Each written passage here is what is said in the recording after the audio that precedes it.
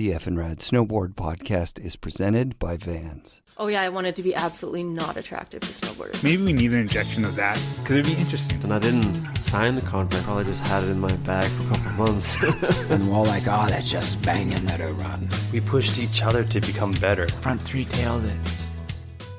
Season 5 of the FNRad Snowboard podcast is sponsored by Wired Snowboards, the Boardroom Snowboard Shop, Crow's Nest Barbershops, Anon Optics, Grouse Mountain, Cypress Mountain, Mount Seymour, and Tribute Board Shop in Nelson, BC.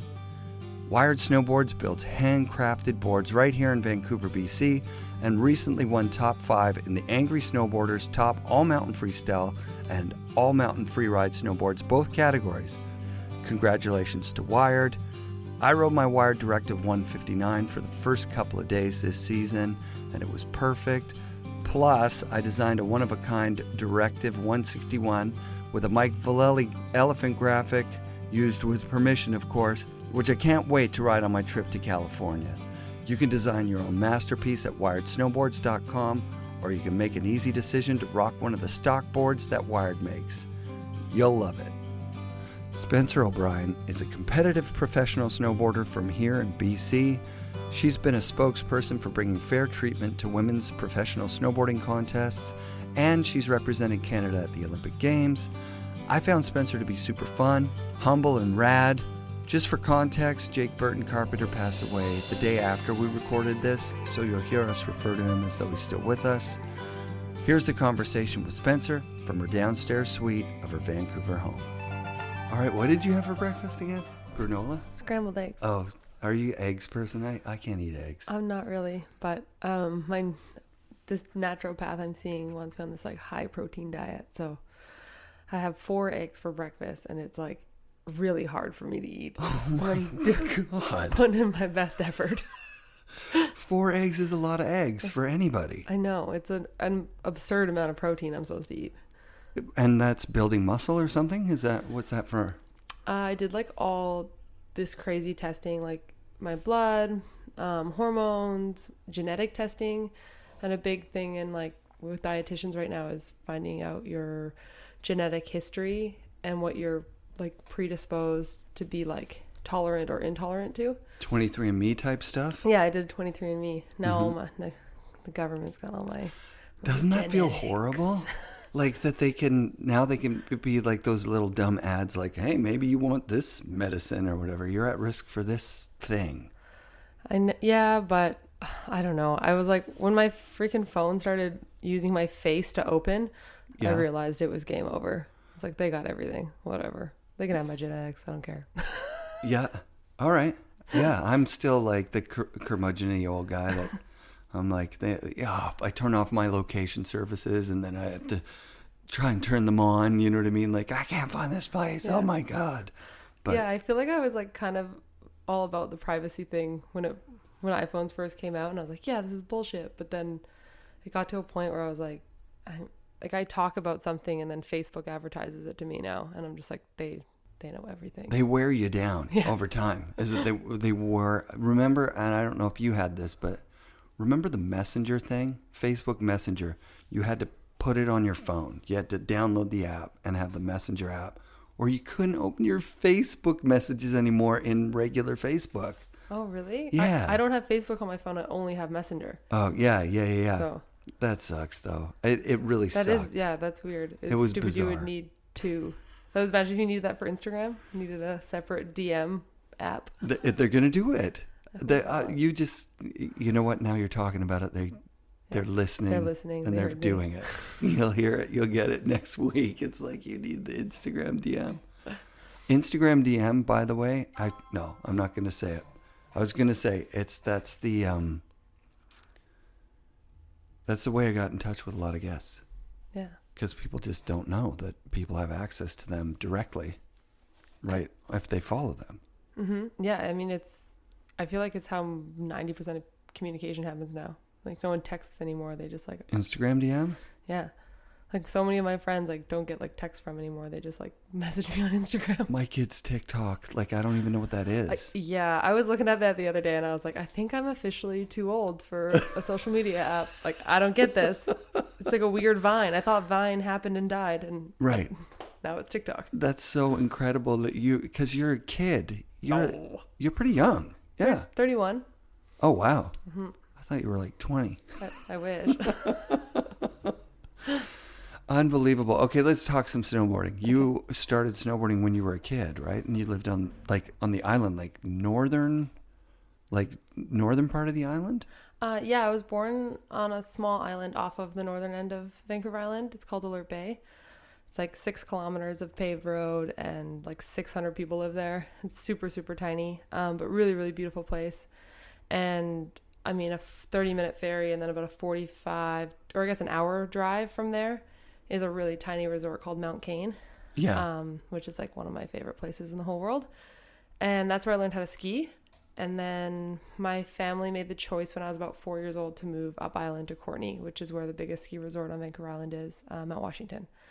Which holds the world record for the biggest snowfall in a season. Second to Baker. Second to Baker. Baker got it? Yeah, by 2 feet, I think. Oh, we were really close. And it was like 1,000,000 feet. Like it was so many feet. I remember that year. That was the year I started snowboarding, actually. And it was like the chairlift. They had to cut tunnels so the chairlift could go through them. Isn't that the best?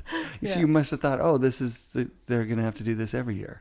Yeah. I kind of hated it because I was like just learning how to snowboard and the POW there is so wet most of the time. Yeah. And I was just getting stuck all day long. To be totally honest, I almost switched back to skiing. But wow. Good thing I didn't. Yeah, no shit. Yeah, because that's a tough transition when you're already proficient at one thing and then you see this new thing. If it doesn't hold your engagement, if the fun factor's not there, that's it, right? You're like, I'd rather ski. I'm good at this. Yeah, like I liked skiing and I just kind of wanted to snowboard because my sisters both did. And I wanted to be cool like them. But then, I just sucked at it. Like I could not pick it up. I was on my sister's hand-me-down that was like well over my head, like two sizes. What was it? It was a Shannon Dunn, the one with the glow-in-the-dark stars on the top sheet and the dolphin on the base. Rad. We still have it. It's super sick. Come on. Yeah, my dad saves like every single snowboard. It's insane. We moved him out of his place this summer into a new spot, and I was like, I cannot believe you have all these snowboards. Like he has like probably a snowboard from almost every single year of my career, like from the time I started until now. That's insane. It was pretty funny to go through and like see all the sticker jobs and right. It was pretty awesome to look back on all the different boards. I'm gonna hopefully be interviewing Shannon when I'm down in California in a couple of weeks. Awesome. I've already interviewed Dave, her husband, and what a power couple in snowboarding, those two. Oh yeah. Yeah, that Shannon Dunn Pro model. I remember mostly the Sunflower one, which would have been a year or two before that one, or so, probably 5 years before that. Because 99, is that when that was? Well, the dolphin one would have been probably like 90. The dolphin one. Yeah, I remember that graphic. 95 maybe, because Megan started a few years before I did. And because I'm the youngest, so I was the last one to start. So she had already gotten another board at that point, so I was on her hand-me-down. What was the first your own brand new board that you got? I think it was like my 3rd or 4th year snowboarding, and I got a Burton Troop. It was like Anne Malin's pro model with like I don't know, there was like 3 girls who were like the Troop girls. I can't really remember who the other ones were, but it had like Japanese anime on it, and I was so stoked on it. And that was your first, like, this is brand new and I get it. Yeah, I was like so fired up about it. It's like, it's my snowboard, nobody else's. Did you do a sticker job on that one? No, for the longest time I hated, like, even actually when I first turned or like started kind of riding more seriously, I never, even when I had sponsors, like I didn't put stickers on my board. Oh, that's incredible. I actually got my first cover. I had no stickers on my board, and I like didn't get any incentives because they were like, what are you doing? Oh my God. It's like, I like the graphic. I didn't want to mess it up. I always like loved the graphics, so I never wanted to put stickers on them. That's really amazing. That's pretty funny. What cover was that? It was the cover of the first ever Snowboard Canada Women's Annual. Yep, So I remember that. That was 2005, Yeah. 2006. Yeah. Around there. I did a run there with no stickers on my board, but it was because the owner of the boardroom came in early when I worked there in like the early 90s. And I had done a sticker job with boardroom stickers, like at a diagonal on the tail. You know how you would do it. Yeah. Like to make it look like you're sponsored or something. I got all these stickers. And the owner came in and said to the manager, "Hey, did Eric pay for all those stickers?" And I took them off, and then I didn't put a sticker on the board for maybe 4 or 5 years because I was just like, fuck that. Yeah, screw that. No way. Yeah, it was funny. I like saved stickers. Like I loved them. I thought they were so cool, but I just like didn't ever put them on snowboards. I actually still have some from when I was like a teenager that I saved in like a sticker box. Are you serious?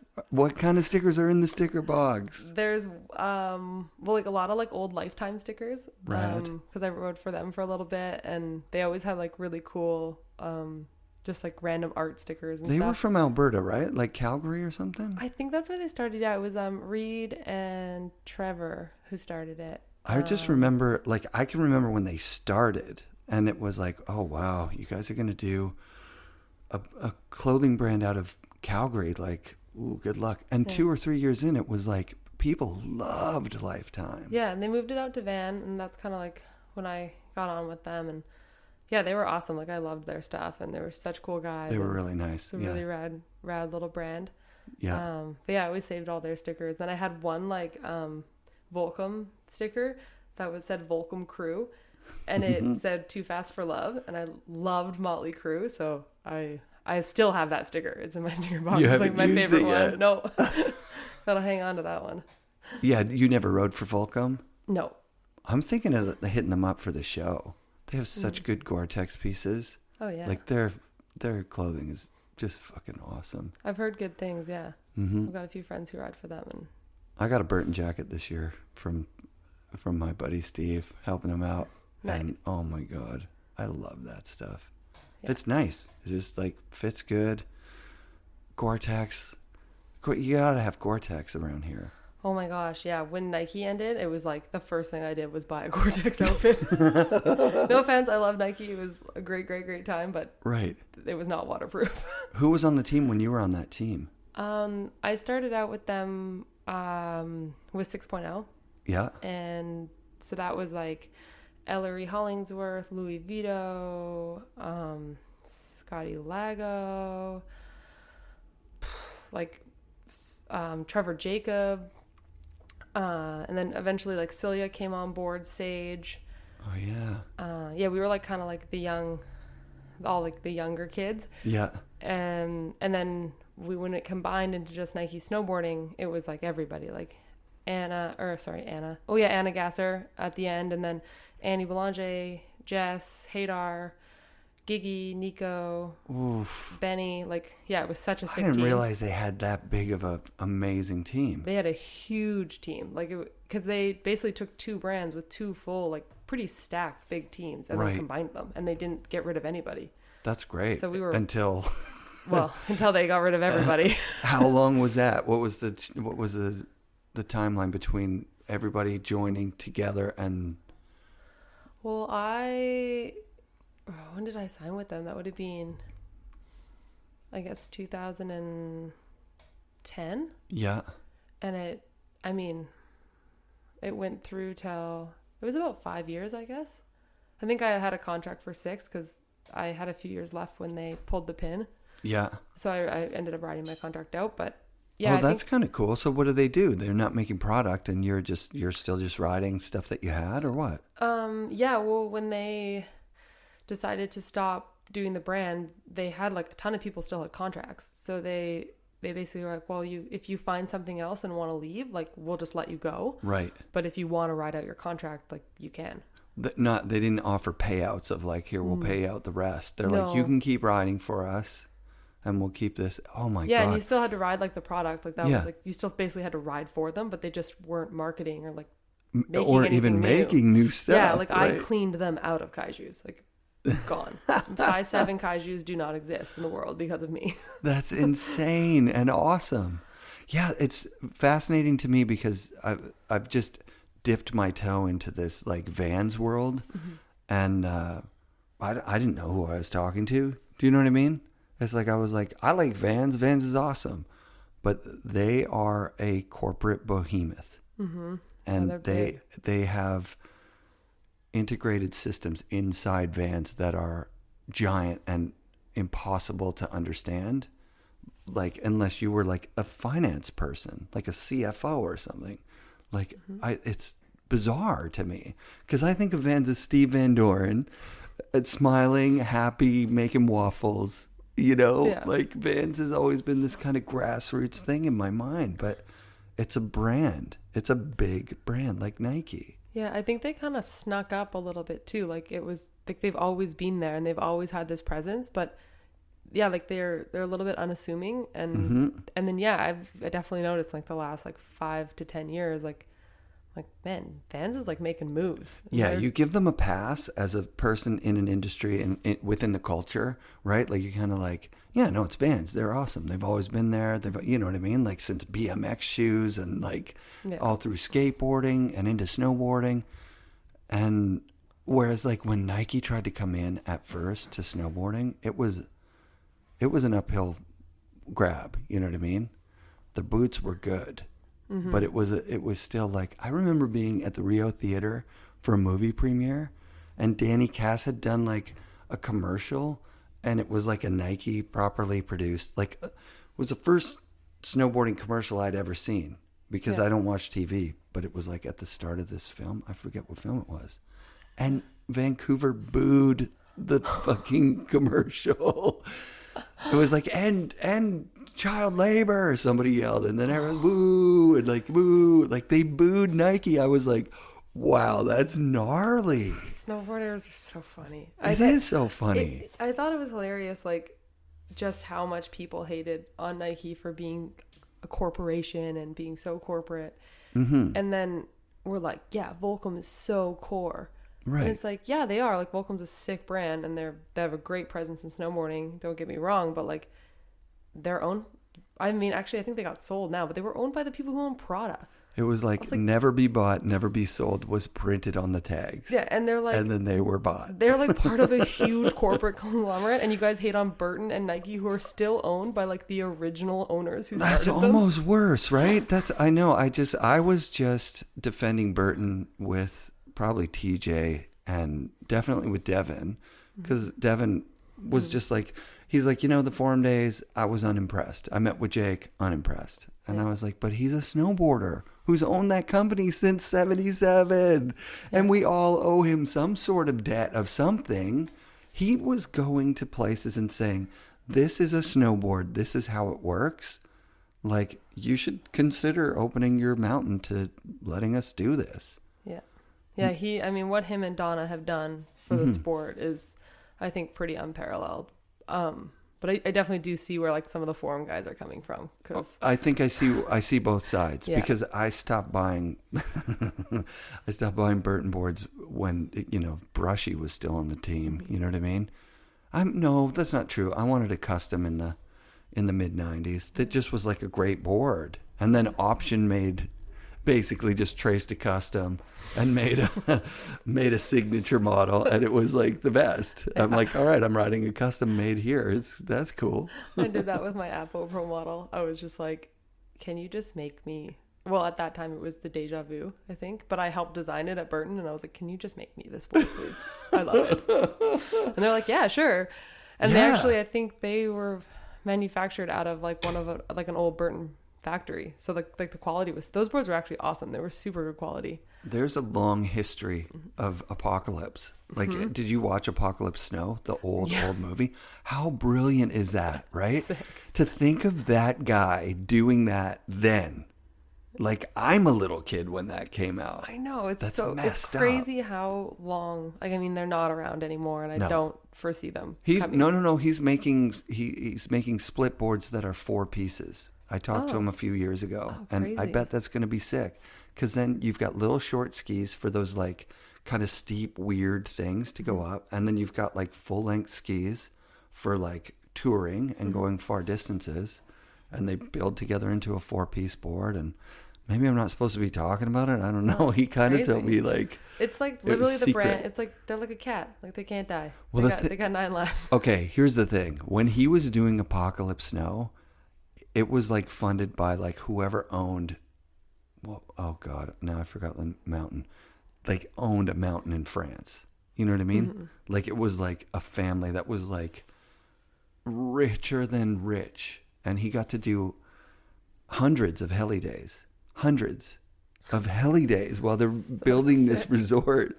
He's building his own snowboards that he traced. He got a winter stick, broke it, traced it on a piece of plywood, bent it with steam or something. I don't know how he did it. Painted it with like house paint. Oh my god. And wrote it so much that the paint came off the bottom. If you watch that movie, the yellow bottom is like wood at the tail because he had so many runs. Did you get to meet Regis? I did meet Regis once at the trade show. Yeah. But yeah, only one time. But yeah, it's so cool that dude. like even through all the like the buyouts and the different owners, it like he's always been a part of that brand. Because he got the bug before anybody. And he did snowboarding before anyone. Crazy. He was like competent and like fast, crazy mad bomber who could turn, and he was hitting cliffs and jumps like on a piece of plywood. And he hadn't seen a magazine or a movie or anything. So cool. And then he taught himself and did all those movies with like in a bubble. You couldn't like, you're not going to call California. You don't know anybody. You know what I mean? It was crazy. Regis is one of my favorite people that I've ever spoken to, because some company owners, the money isn't a part of what they're doing. They love the creative process. They love like the idea. It's called like a first gear person. First gear, like they just like when they shift into second gear, everything falls apart. Yeah. They're good at like starting the company, like projecting, like, but they're terrible at like maintaining and like building market share and all that kind of thing. Yeah, no, it was so cool. He was just like this mad scientist with snowboards and just such a big part of the brand still, but yeah, didn't really have anything to do with that, like that part of the business, but was so involved with all of the product and the quality of everything. And yeah, those were some of the best boards I ever got to ride. I loved them. I was he did Apocalypse Snowboards. Jimmy Scott's board on that was fucking awesome. Asymmetrical in like 92, like an awesome board, built well. And then he did A snowboards, and those were some of the nicest boards of that era. Crazy good graphics, well designed. Man, that guy's just been a part of so many cool things. So yeah, riding for Apple. Was that the last board brand that you rode for, or? Yeah. Holy crap! I remember hearing you talk about going to the Olympics without a board sponsor. Is that right? I went to the Olympics. Yeah. I haven't had a snowboard company sponsor in a while. Do you look at it like how you were talking about, like, fuck, I gave up on privacy on the internet. It's the internet. It is what it is. They're selling your data, whatever. Did you kind of also sort of go like, hey, snowboard companies are small. Like, I'm riding for Nike. It's huge. Like, if I'm getting paid by, a brand that can afford to, they're essentially buying advertising at the Olympics is what's happening, right? Yeah, I think I was in a bit of a weird spot. Like, I was part of Nike, and anyone who was a part of Nike kind of got branded as like, I think a little like unaffordable, which, I mean, they treated us very well. It was a great time.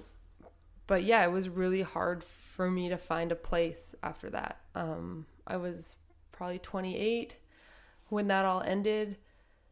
So as a contest rider, like, that's a little bit on the older side. So kind of, yeah. And it was also at a time in the industry when people weren't signing people. Like, people were getting dropped, not signed. Right. And it was, yeah. And then especially not signing women.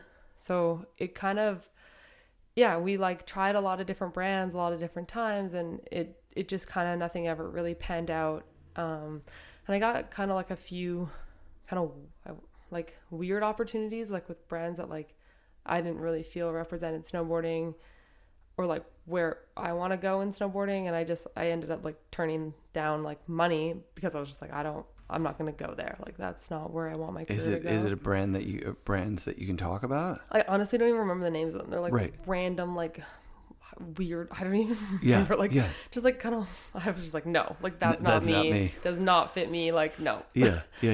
Like I would rather ride for nobody. Yeah. It's not at all costs. It's like, oh, we're going to give you a few $100s a month to rep something that you don't believe in, or even a few $1,000s a month to ride something that doesn't work.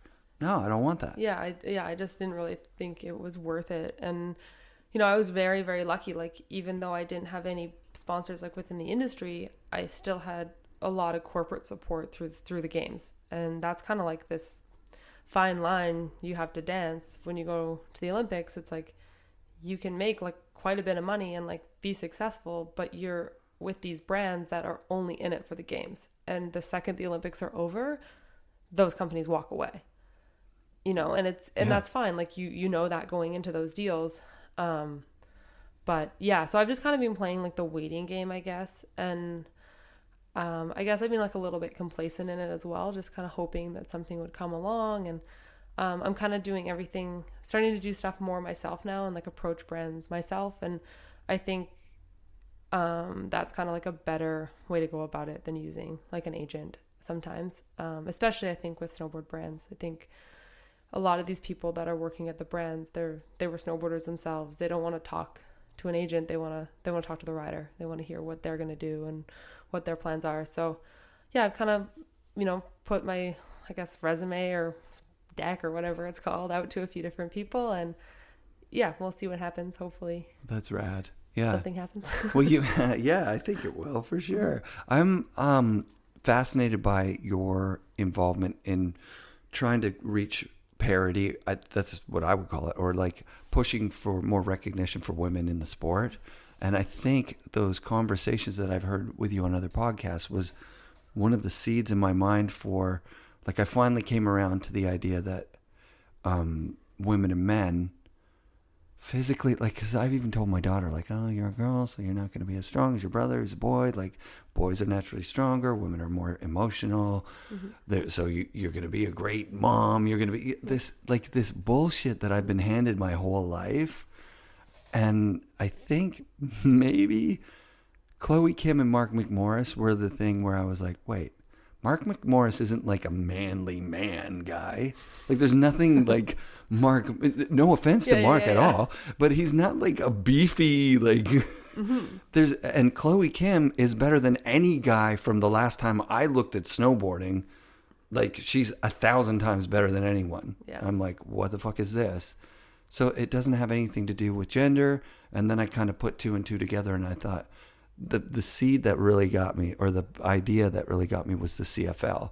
And I said it on the Rasman show, like, if the CFL and the NFL are different, and I'm not a sports guy, I don't know, but they seem to be. You get paid a lot more to be in the NFL. And if you come from the NFL to the CFL, you go from being like a mediocre guy to like the best in the whole country. Is that because Canadians are in some way inferior to Americans? I don't think so. I think it's because the Americans spend a lot more money on football. Yeah. So if that differentiation between men and men is there, you only have to, you know, just put that out between men and women, and you go, okay, the women get no support and no money. So they suck compared to guys.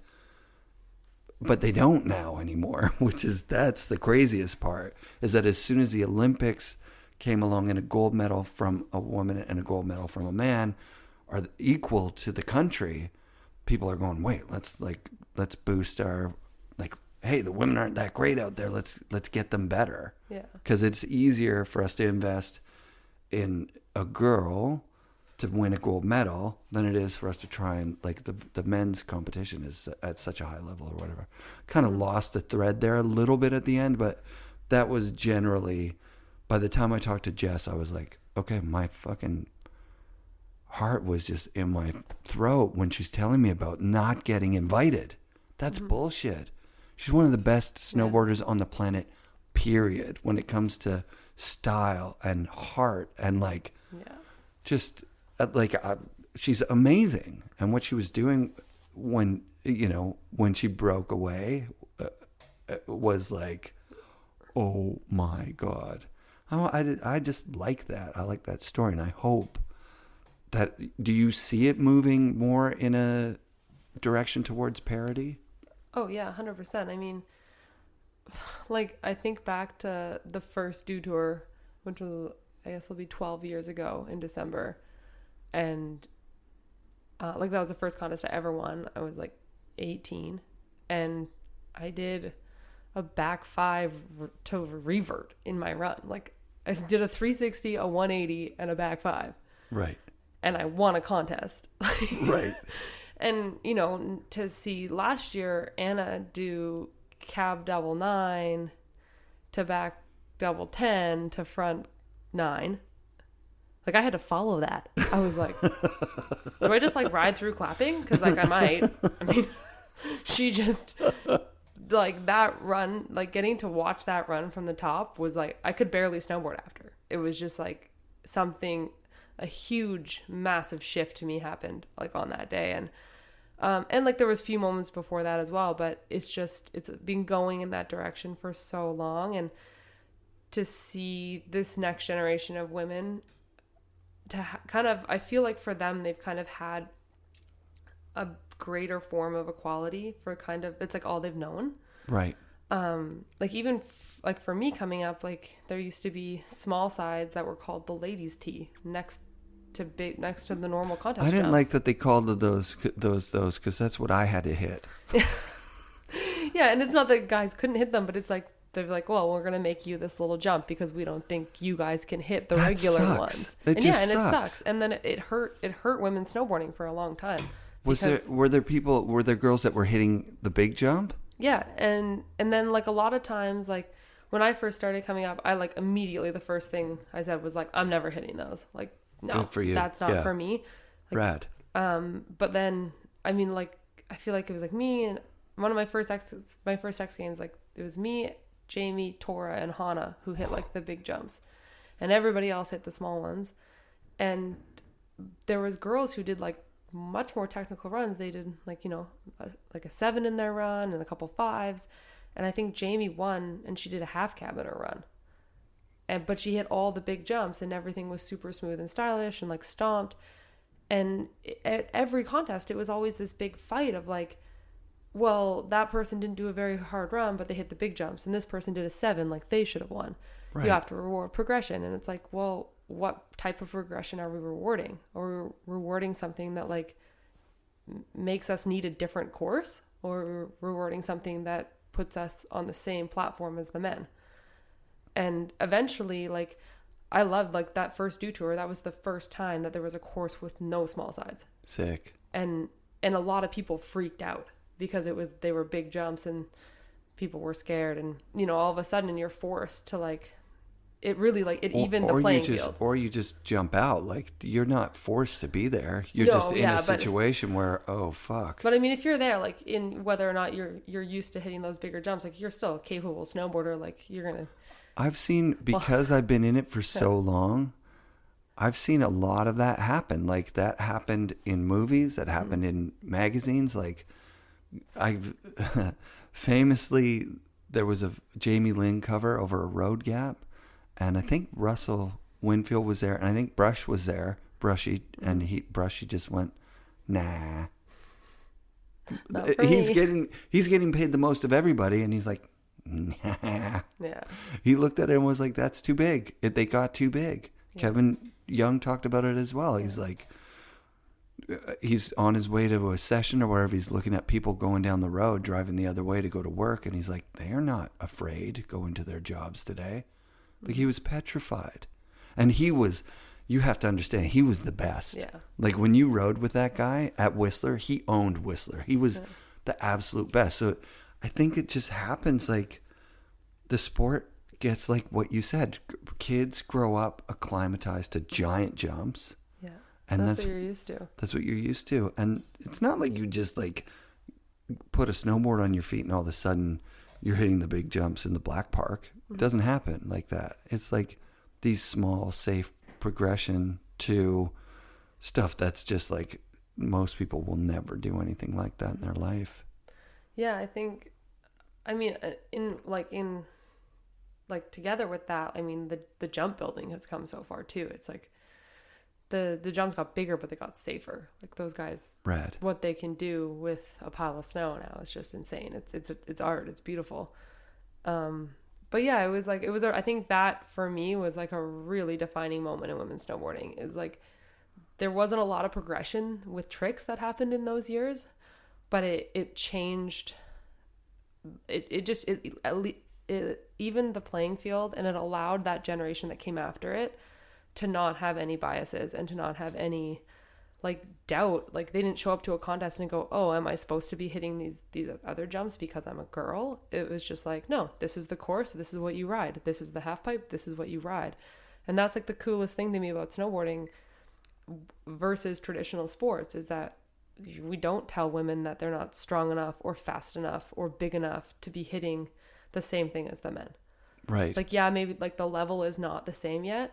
And maybe it never will be, but it will be. Think about gymnastics. The gap gymnastics. Is closing. I don't know where they're at now, but I know when I would see it in the 80s and 90s, it was like the women were so much better than the men. Mm-hmm. Like the men are actually impeded by their bulk, their size, and they're not as flexible. Yeah. So I think, I think there's going to be a parity. I might not live to see it. I don't know. Like, I don't know how long it'll take. Yeah. But the incentive of money really, I looked away from snowboarding. I looked back and I was like, girls are doing shit that is like insane now. Yeah. And I mean, I don't even really think money has a lot to do with it. Like it's just interesting. I mean, you look at Anna, like she was the first girl to do a double, like a cab double 9, and no one even knew who she was. She like had no sponsors, was like some random Austrian girl, and like she like blew up snowboarding. I remember that. Was that the Red Bull video? Was there? She wasn't on anybody. She was just. It ended up on Snowboarder. I think they put it up first. I remember seeing it and being like, okay, first of all, she's a little kid. That was like my first thing. And then she talks with like a coach or something, and the coach is like, "You got this." No, one. I don't think she had any coaches then. Nothing. Like nothing. She was just like this Austrian girl that was riding Stubai. Yeah. And like her friend filmed her, and Rad. She was just like, I think I could do that, and she had like obviously thought about the trick, but yeah, she just like sent it and like was the first one. Was it a stomp? Yeah, totally. I do remember seeing it and being like, that's a game changer right there. Yeah, and like it was just so cool. She had like no sponsors. Rad. And then Sonny signed her to Nike, and that's like how we met and became friends. And yeah, it was just like she was a really cool one, because she had like. She just like didn't have any outside pressure to do that trick. She just wanted to do it, and that's awesome. Freaking changed women's snowboarding completely through that, and through all the other stuff she's done as well. I mean, she did a triple last year, so yeah, that's insane, right? Yeah, that's nuts. I think the first time I saw you was at the Baked Salmon a few years ago, and it really felt like you had one foot in the Mount Seymour culture, which I consider snowboarding culture at its absolute best, and then the Olympic culture, like the corporate world of snowboarding, and people loved you at Seymour. That was the thing, was that it was like, we've got an Olympian here. People were like bragging, like, and I thought you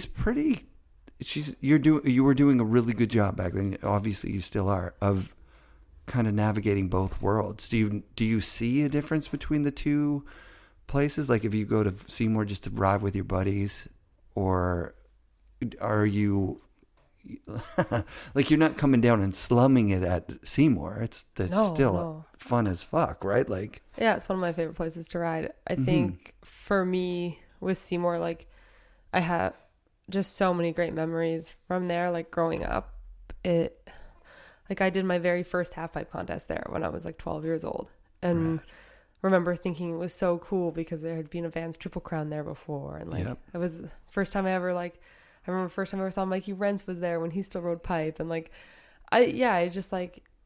that place for me is just so special. Like of all the resorts outside of, I think, Mount Cain, it feels the most like home. And I think everything about it, just like the fact that the lodges are all still the same. I was kind of sad when Mystery went away.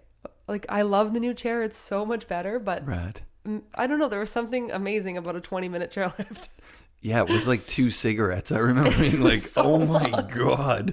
You could read a book. You could bring, like, you could get work done at Mount Seymour. If you were up there, you'd maybe go for the night and get 4 runs in. Oh, yeah. It was not a place you could go for like an hour of power. That was like 2 runs. Yeah. You would go, and because like it was crazy. If you did a mystery lap all the way down to Lodge and then up and then had a hot dog in the parking lot, and then those laps were an hour long. Yeah, easily. So you were riding at a different pace. Yeah, and I don't know. I just think like, I guess a lot of big moments happened for me there really young. Like obviously my first ever contest, which I think I got last place at because I didn't know how to ride half pipe. I didn't know how to drop in. I just like aired off the edge into the flat bottom. Oh, that's amazing. I didn't know you had to like ride down the wall. And then I was like kind of like, this is sick. Like I'm like going pretty big. Big air. Yeah. And then someone finally told me, they were like, you have to like ride down it to get speed. And I was like, oh, that's why I can't really make it up the next wall. That was in the contest. No idea. Zero clue what I was doing. Who won that? Do you know? No idea. Maybe my sister. She might have won it. Yeah. Or Mercedes Nicole probably. Yeah.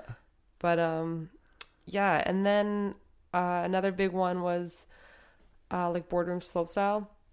I did the AM contest and I won that. And then all right. Yeah, and then someone was like, you should just do the pro. It's like next week. And I was like, I'm like 14. Like, I don't know. No, I can't do the pro. And they're like, yeah, you should just do it. Like, who cares? And I was like, okay. So like entered and then I won that. Holy shit. And actually some people bitched that I did both. I was like, right. I'm 14 and I won the AM the week before and then I did the pro and you're mad at me? Yeah, I may as well come back. Like, what do you want me to do? Yeah. Not have gone like in the AM or something? Yeah, I get wouldn't it have if known. I won the pro and then did the AM. Like, yeah. That's sense. the opposite way, right? But yeah, like, and that was the first time I ever won money snowboarding, and Amazing. like that check allowed me to move to Whistler. No like, way. What course year was that? On Mystery or on Lodge? Mystery, and it was the year that they did it like kind of separate. It was like, it's funny. It's actually how Dew Tour was last year. It was like jumps and then rails. Yeah. And it was so funny because I think what was it, like you came kind of down the gully, and to like, you know how there you can go like up or it goes left into like the lower part. There was a jump there, like a tabletop. So rad. And then you could either like, there was like the step up, and the step up was really big. I remember that was when they first built it. It was actually pretty big. You had to tuck the entire run to hit it. Yeah. So it was like you could kind of pick to either do the step up or do the tabletop to Cashins. Yep. I think I did that. I did like a back one tail, and then I reverted. Yeah.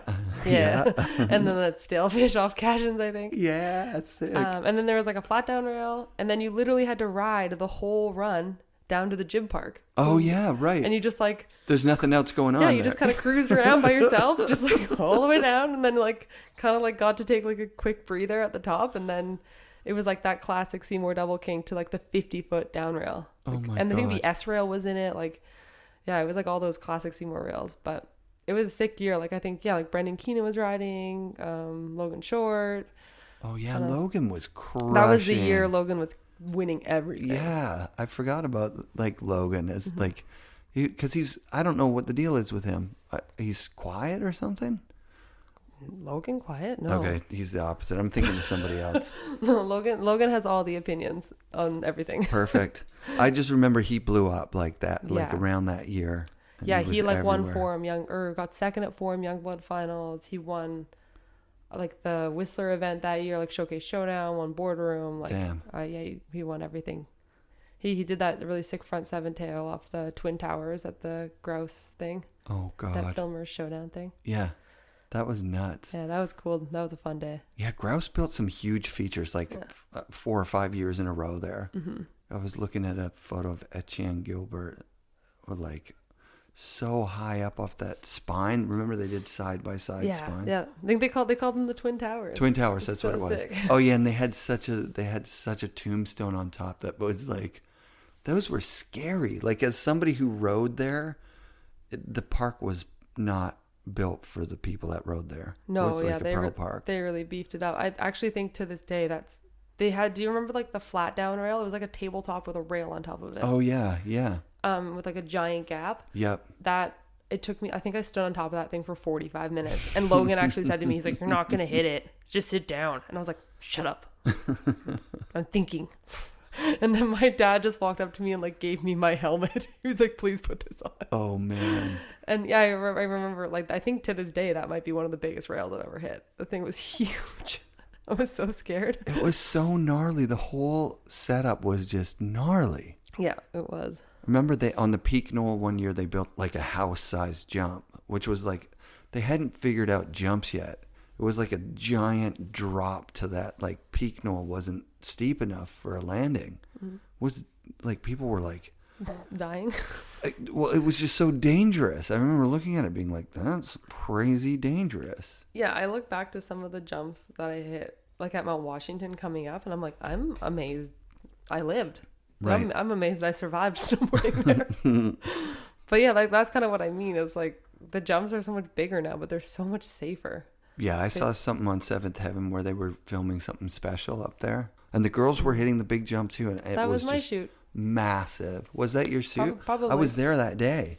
Probably, it was yeah. ginormous. We were there for, the team had it first. What team? Like Whistler team? The Canadian team. Oh, nice. And then I had Anna, Claudia, Annie, Sina Kandrian, Yuka, and Asami out there hitting it with I me. saw that video, and I don't think that's the same day No? I'm talking Oh, okay. about, but that was incredible. Yeah, that was footage awesome. is just insane. Yeah, and It's there just was beautiful. I've always meant to put out a bail edit from that session because the last day, like we all went to dinner and went out, and no one could walk. Everyone was like limping into Sushi Village. It's like, I'm glad you all lived. I'm gonna remind you, do it, put it out. Yeah. I don't know. How do you feel about bail edits? I think they're pretty funny sometimes. Devin made sure that if he could, he kept the bails out of his, like, he just wanted to curate an image that was like, I don't bail. Which, man, he did a good job of that. He did a great I'm trying job, to think of right? if I've ever seen a clip of Devin falling or ever seen him fall in person, and I don't think I have. He just fucking shreds. Yeah, I feel like he doesn't fall very often though. Anyways, I don't think he does. And so and he has enough clout that if he falls and somebody's filming it, he can just be like, look, don't use that. Don't sell that. and I think like park bails are different than backcountry bails too. And he's there's been a lot more bail stuff of him now that like he doesn't film that much. So they put it in there because it's huge and it's crazy. Yeah. But yeah, I don't know. There's something about bail sections that's so like general public. You know what I mean? It's relatable. Everyone knows what eating shit looks like.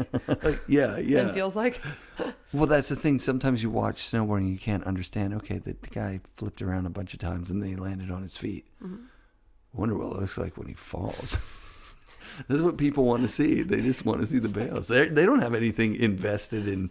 Oh, someone did a quad cork. They want to see like, oh, that guy bailed and bit it hard. Yeah. I'm just thinking of all the bails from that session. It was funny. Everyone was okay, so that's good. Yeah. So you put that together? Yeah, I produced and ran it, and I actually even didn't get to snowboard. It sucked. Would you have wanted to? Yeah, I did.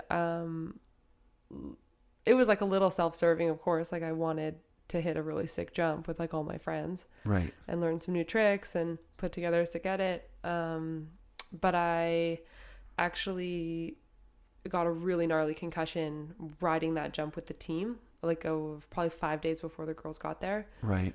And I just didn't get cleared to ride. Like I tried to ride and I was like getting headaches landing on my feet.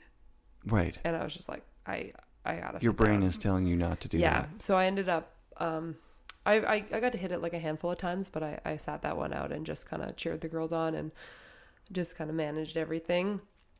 But they absolutely destroyed it. Like that was such a cool thing for me to get to put together. And like, I really wanted it to be a thing to showcase like kind of some girls that I felt like people probably didn't know very much about. And also to do it on a huge jump that like can show that like girls don't need like a little jump to learn tricks, because that kind of became the thing. Like they got rid of like the small jumps in contests, but then because the level wasn't as high, everyone always said that girls need little jumps to learn tricks, and that's why the level's not good. And And I was like, this is such bullshit. Like, let's just do something that proves everybody wrong. And it did. I mean, Claudia did the first ever front double 10 on that jump that a woman had ever done. Anna did super sick cab 9. Yuka was so close to landing the first ever back double 10. And he did the sickest cab 10 ever flat. Like, everyone just rode so freaking good and like destroyed that thing. And it was like a 75-foot jump. I think it was unreal. Like really big. And yeah, Charles Beckinsale built that for us, and he just absolutely killed it. Made such a nice jump. And yeah, it was really fun. It was like Are there celebrity jump builders? Yeah. There, I would consider them. I fan out. Yeah, like who? My 3 favorite jump builders are Charles Beckinsale. He's a really good friend of mine from Australia. He worked at Whistler for a long time, building their park, and Perisher. It's like basically anywhere he's worked, like snowboarders just flock there and follow him. Yeah. And now he does his own thing with Stomping Grounds. He runs that private park in Sauce Fe and does an awesome job with that. He does a lot of private stuff as well. Cool. And then TJ Daewoo, who ran Mammoth forever. That guy is just like the king of massive jumps. Like, I actually don't think I would wonder what it would be like to hit a small TJ jump. I feel like it doesn't exist. But like, he just is so good. His mind just like can understand massive jumps. Like, he built like all the 100-foot jumps for Super Park the last few years. Rad. And he's a total G. I love riding his features. And then Elliot from Snow Park, he's been with them forever, and he builds a lot of the X Games and do tour courses and US Open, and he's just an absolute gem, like being a part of snowboarding for so long. And I really love hitting his stuff in. It's really fun, like, as a rider with those guys, like getting to give feedback and to help them, put the jumps together. And I think why those guys are all so good is because they're super open to feedback and to working with the people who are riding their features.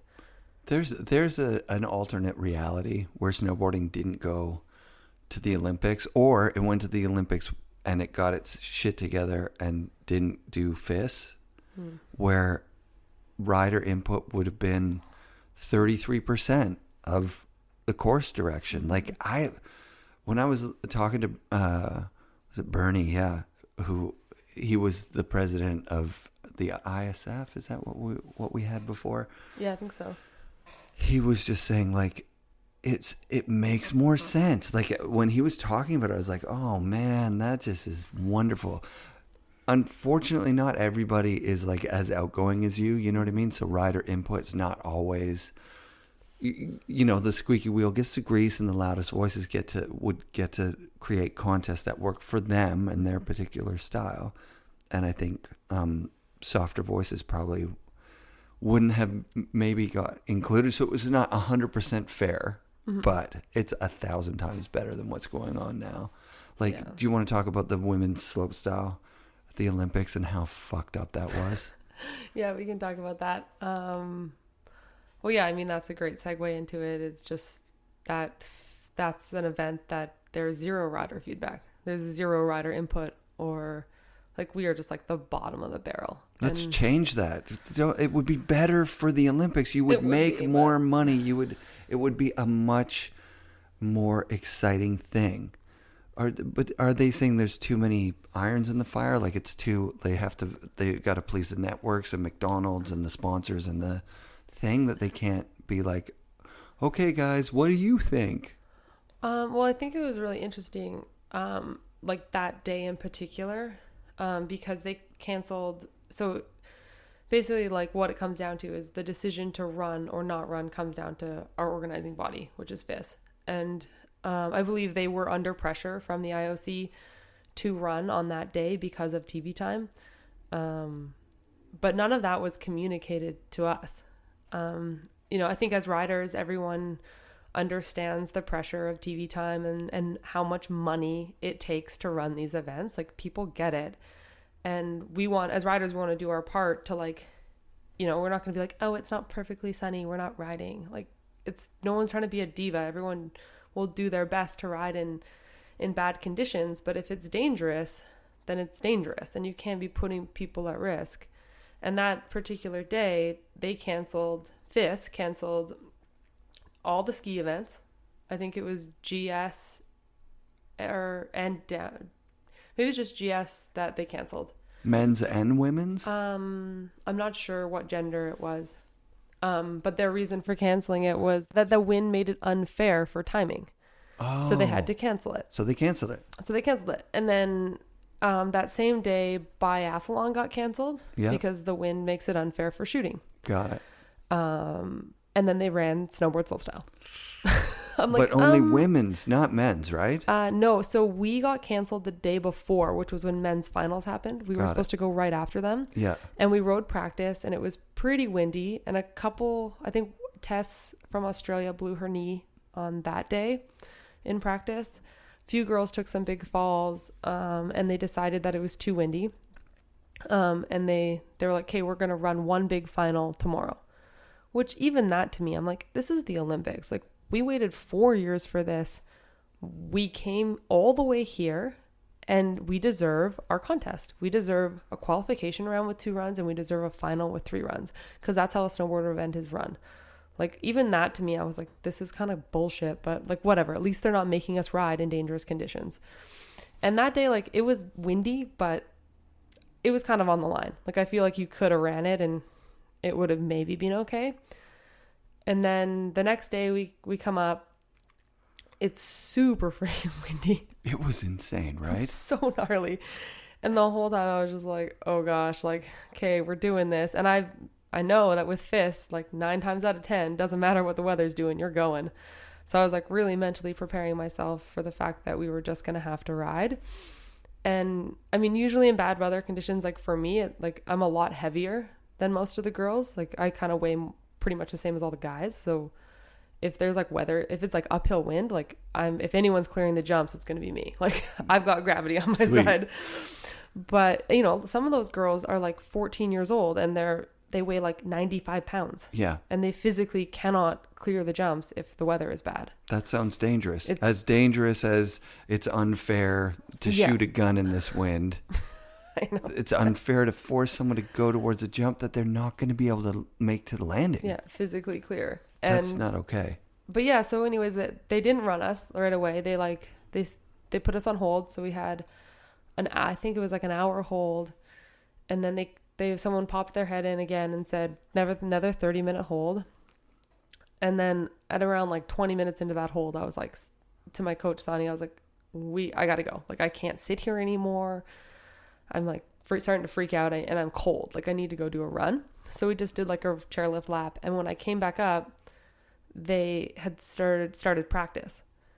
And I was like, okay, like, we can at least give this a try. Like, we haven't even rode yet. Like, maybe it's not as bad as it sounds and it feels. Because you never know till you ride. I didn't make it through the course once in practice because either someone ate shit in front of me or someone stopped on a takeoff on like almost all of my runs. And then I think one run that didn't happen to me and I decked. Oh. And I had a blown knee at the time. So that was fun. And a bruised heel that I was getting frozen with lidocaine every morning. Oh my God. It sucked. But yeah, so that and everyone, like, at the bottom of every run, people were just freaking out. Like, this is bullshit. We can't run. Like, it's so sketchy. Like, what are we doing? Like, just, you know, like all this commentary. And like you said, not on. Like divas. This is like people freaking out. Like, this is not okay. They're afraid they're going to get hurt. Mm-hmm. And, you know, I'm like, hey, well, this is insane. Like, there's no way they're going to run it. They didn't run it yesterday, and it's like 10 times worse today. Yeah. And we get to the top, and I'm assuming that they're going to have like a riders meeting, you know, because I've been to FIS events before where the weather's been bad and they have had like an actual like on the day riders meeting to like discuss stuff. And if you're at X Games or US Open, like any of those kind of events, you always have a meeting. And a lot of the time, like, you'll vote on whether or not you want to ride. Right. And, you know, half the time you end up riding, even though it's sketchy and dangerous, but at least it was your choice. At least you were like, I'm willingly doing this. Yeah, run the contest. I'll do my best. Like, hopefully the wind dies down for my one run. Yeah, and a lot of time, like, they don't really give us an option a lot of the time. It's like, well, you run it or we cancel it. Like, Right. we're not going to postpone it. Like, postponement is usually never an option, Mm-hmm. which that's a whole nother conversation in itself of what needs to change in competitive snowboarding. But yeah, like, so I was just like, okay, well, they're going to have a riders meeting. And I got to the top and they were already dropping riders. Whoa. And I was like, and I know, like, all my years competing, like, that it's game over. Like, we're going. If they're dropping people, like, Right. we're going. Mm-hmm. Somebody made the decision. Yeah, Like, and the decision's been made. They're not going to change it. And It's the Olympics. It's the Olympics. Yeah. And I kind of went into this, like, space of, like, the very first thing I wanted to do was, like, scream and be like, no, this is bullshit. We're not doing it. Like, I wanted to, like, freak out. But then the other side of me was like, it's happening whether you freak out or not. And it's the Olympics. Like, you waited so long for this. Like, you're here with a blown knee. Like, just do it. Like, just get through it. And yeah, I kind of just, like, went into myself and was just, like, tried to pretend like it wasn't as bad as it was. And I remember, like, dropping in and literally being like, please don't be windy. Like, just please let me be one of the lucky ones. Right. It was like Russian roulette. Totally. Like, you gonna get lucky and have no wind and have a chance at landing a run, or are you just gonna get smoked? And most people got smoked. Like, I had to stop watching people riding because people were just getting body bagged. It was so gnarly. And yeah, and then we went through it and it was a total joke. And, you know, like, props to the girls that landed that day because it was by far the most challenging conditions I've ever had to compete in. And they managed to hold it together and to put something down. And I think they're all extremely deserving of those medals. But it's just such a shame that there wasn't even a conversation with the people who have to put their bodies on the line and that have to risk injury and, you know, and kind of in a way, like, throw away 4 years of your life. Like, I worked so hard and so long for that opportunity, and I know all of those girls did. And to not have it be fair and to not have it be something that could have really showcased where women's riding was at that time, it was like a really hard pill to swallow. Yeah, because that was one of the things that came out of it too, was that the general public was kind of like, yeah, what is this? That was, like, my biggest fear. Like, on that day, like, being up there and not, like, hearing the broadcast, I was like, oh my God, everyone's going to think we suck. Like, we're going to look like such jokes to everybody. And that to me is, like, the worst thing that could have happened because those girls are amazing. And that was such a strong field at that games, and the level was so high, and what could have been showcased could have been so great. And I think we got that chance in Big Air. Like, everyone absolutely destroyed it and showed everybody what we're capable of. But yeah, I think it was a really big missed opportunity for our sport. And it was just a shame that we didn't get to show that, and that all those girls didn't get their fair shot, you know? Mm-hmm. Yeah. What's your favorite contest of all the contests you've done? Is there one that stands out? Baker Bank. Do you feel you have to say that? No. I've been doing Baker Bank slalom since I was, like, 13 years old. I got in this year. I got in the lottery. You did? Yeah, Oh, yeah. exciting. So I was did like the my second roommate person. Kia Got in too. She's super stoked. She's entered it 5 times, I think. I think I put 10 because I lost count. I know that They it must was, know how many times. That's what I hope. Yeah. That's what I hope. Yeah, it probably was 10 times. It's That's 20 insane. fucking 19. Yeah, it was like every year So I was trying to now get you in got there. to be top 25% so you get invited back next year. Is that what you have to do? Mm-hmm. Okay, I'm only going to do it once, but I'm telling you this, I'm training, like I am like actually like, I stretched for the first time in my life. I started November 1st was like my stretch date. I'm going to do stretching, and I've done it every day of November. Sick. I'm going to take Pilates. Nice. And I'm going to do some like kettlebells type training stuff. I'm going to do that in January to like build core strength. And I got all this from, I called Mark Fawcett right away. And I was like, Mark, what do I do? I don't need to win, but I entered pro men's masters because Sick. I'm not going to the bank slalom and just like being losing in amateur. I'm going to lose in men's pro. Like that's what I'm going to do. but I'm trying. I'm gonna try. I love that. That's awesome. I've never had that, but I caught a glimpse of it with you guys.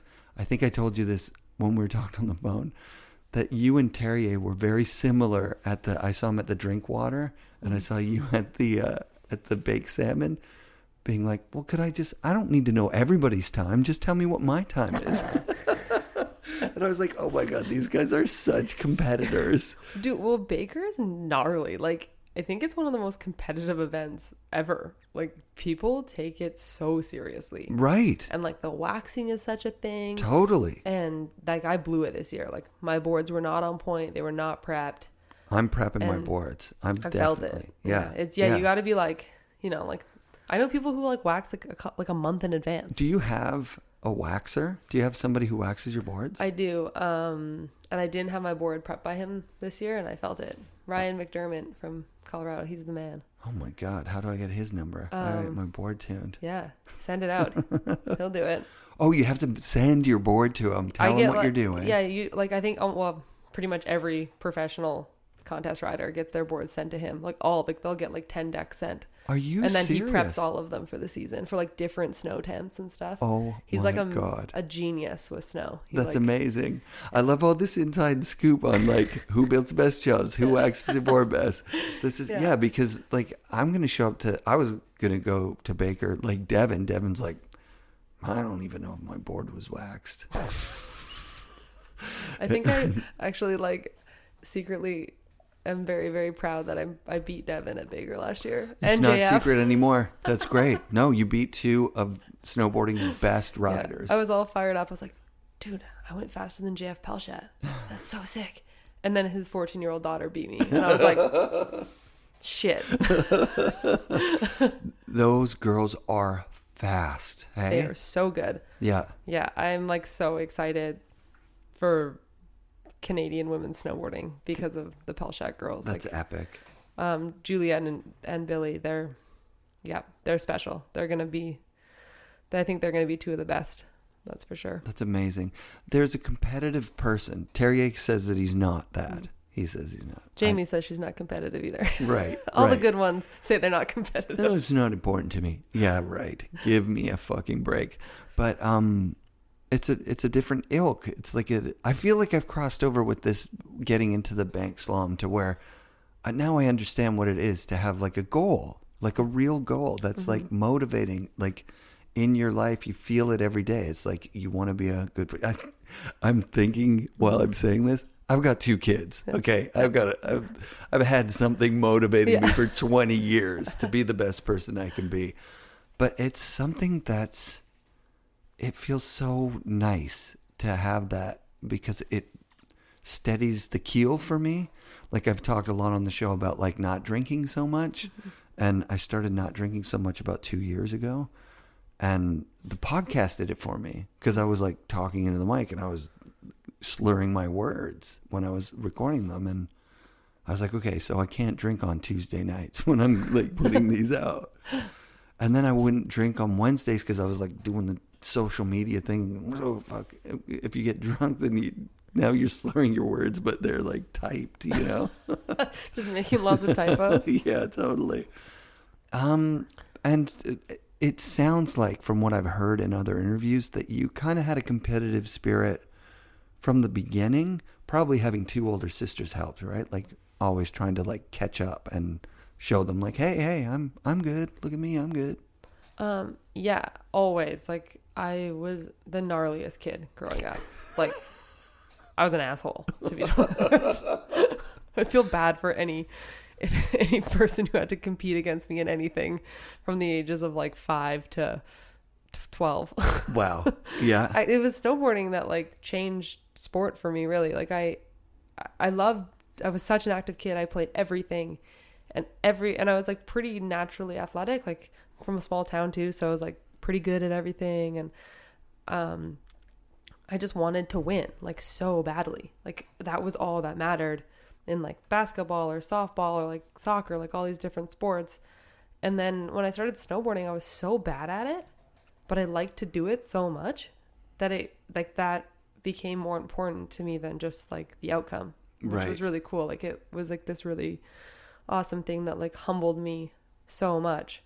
And it made me realize that it's like, oh, it's not like winning that I love. It's like the act of doing it. Competing or the act of, yeah, no, it wasn't even of any sport. Yeah. But like, right. But yeah. And it was, I'm just picturing and of competing too. Like, it's like, I mean, right. I think that's what's really cool about competition. It like brings out this whole other side of people, and it does. It forces you to perform in a very certain moment. And, like mentally, that's like it's a really cool challenge. And some people are up for it more than others. Oh, for 100%, sure. 100%. There's like people that can compete and can't. Like it definitely takes a certain type of person to excel at it. And even the people that excel at it, you know, you walk a fine line, right? Mm-hmm. Like you can go up to a contest, just psych yourself out and just like, that's it. You're fucked. Yeah. I mean, I've heard, I can't do that because I've never like gone in trying really hard. But like I remember, you're gonna feel it at Baker. Oh, I will for sure. All that prep. I think Todd Richards was talking about like he would be driving up the mountain road, going like, I know I'm gonna win today, and then he would win. But if he was driving up and he's like, I don't know how I'll do today, he wouldn't do as well. Yeah, it's pretty wild. Like I'm still, 15 years deep in a competitive career, and I still don't have it figured out. Like the mental side of it is so challenging, and the people that really have it, like you just see it, like Mark. I was going to say, Mark McMorris just has it's that. It's insane. Huh? I've never seen, I don't think there's any other snowboard athlete that's ever had it the way that he does. Like it's the way that kid can perform under pressure is, it's really mind blowing, and it's pretty impressive to say the least. Doing that run at the Olympics with a broken rib, and like I know I've just seen him like have like horrible first runs, like really, like everything goes like awry, and he's like freaking out, like losing his mind, and then he just comes back and just laces the most perfect run.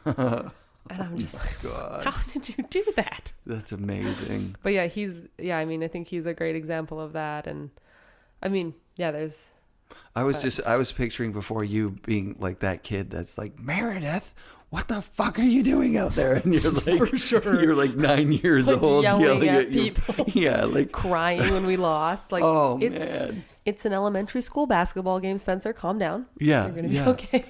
That is so fun. Where did that come from? Is your dad pretty competitive? Your sisters? No, my sisters aren't. My oldest sister Megan is like not competitive at all. I feel like she could have been like.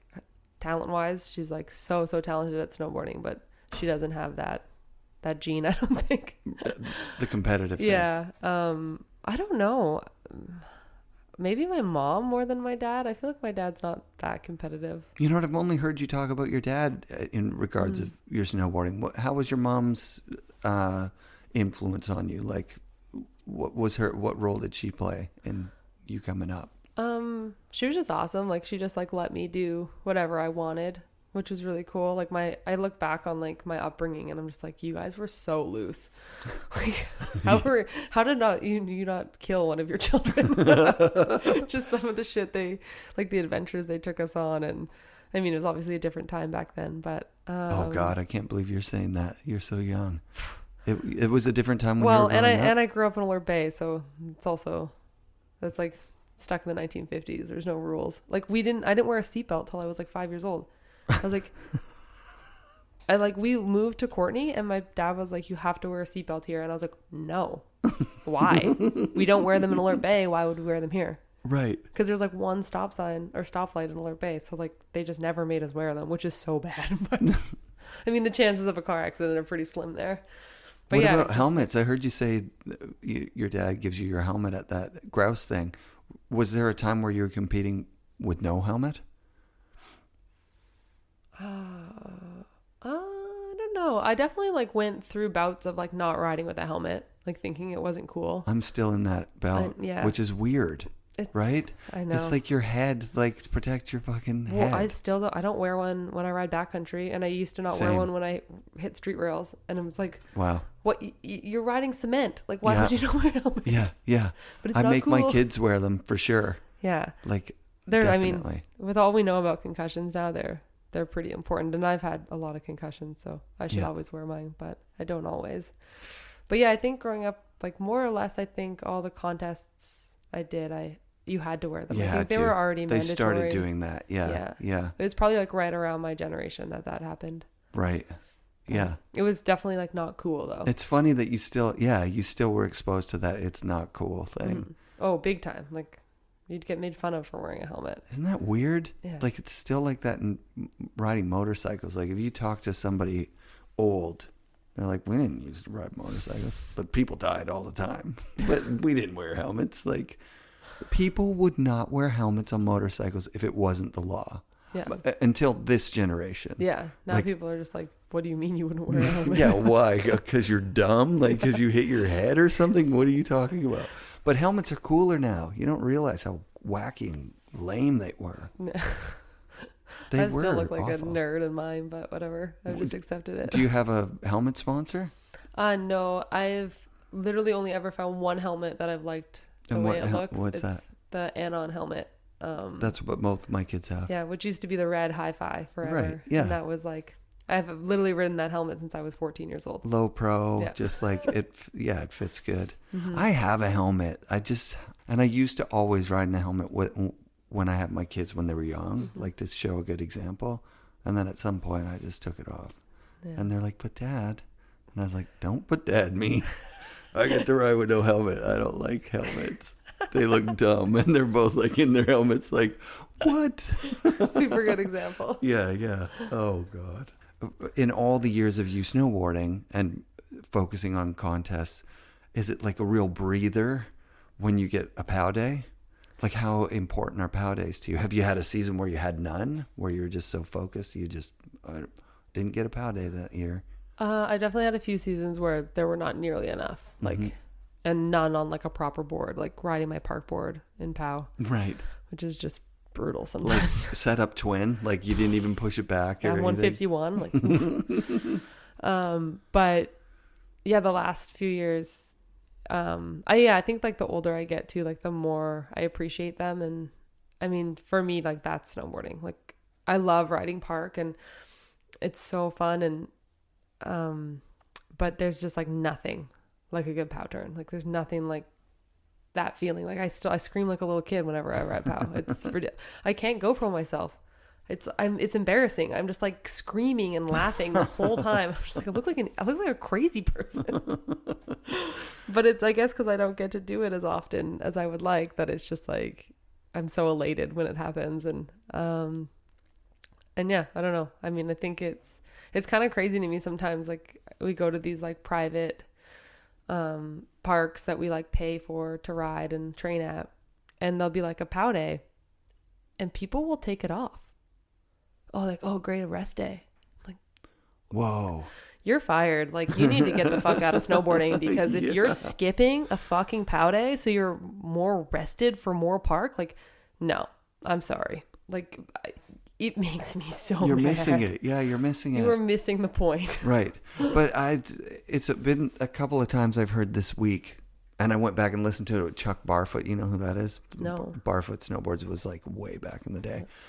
Chuck Barfoot said, you know, if it's not surfing, all this new freestyle stuff where you're jumping on jumps and riding around backwards, that's not snowboarding. Yeah. And then I heard a couple of other people like Nathan or Christian Fletcher is a surfer who was one of the first guys to do airs on waves and re-enter. Okay. Now, they used to like air to the back of the wave, it was kind of kooky, but he aired on a skateboard and re-entered, and people were like good good surfers were like, that's not surfing. And now you can't, like, you're not going to win the Olympics like just surfing around on your snowboard or not doing an air. Yeah, exactly. So I think, it's all relative and it all changes. But yeah, so I'm like a guy like Scotty Stevens or Bodie Merrill, like that style. I'm all in. Like if they didn't ride powder days, I'm like, that's fine, whatever. You're doing a different thing.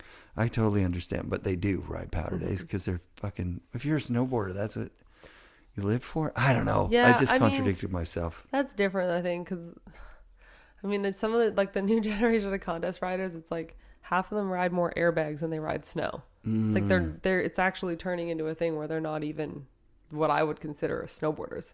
You know what? Back in the day, Jimmy Scott, who I mentioned before, he got a lot of criticism because he trained in the half pipe. That was it. Mm-hmm. And if you saw him riding from the chairlift to the half pipe, you're like, that guy can't even ride. Like, people would like really get mad. That's crazy because I feel like pipe, you have to be like you actually need to know how to turn to ride pipe. Go look up like Jimmy Scott world champ run or something, and you'll be like, oh, okay, yeah. I get it. I guess the half pipes back then were a little different too. It was nothing. It was so different than it is today. But yeah, it's I don't know. Do you already feel that? Do you feel like, oh my God, it's so different now than it was 5 years ago or whatever? Yeah, totally. I mean, like, I think the Olympics and the national team kind of criteria or whatever has like definitely changed things. Like it's made it more serious. I mean, you gain things and you lose things, you know. There's pros and cons to everything, but it's definitely, I mean, I don't know. I used like my whole career, like my training would be going up the mountain and riding park with my friends. Right. Like that was how I trained. Like, yeah, if you want to use that word.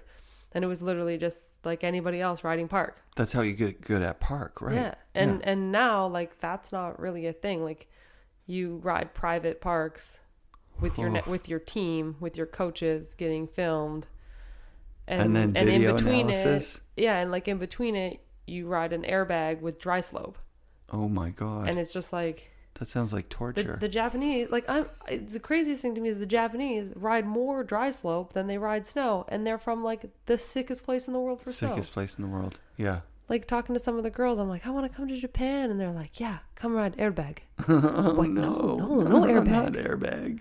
Like, yeah, sure, like that's a cool thing to like learn tricks in, I guess. Like I've never hit one.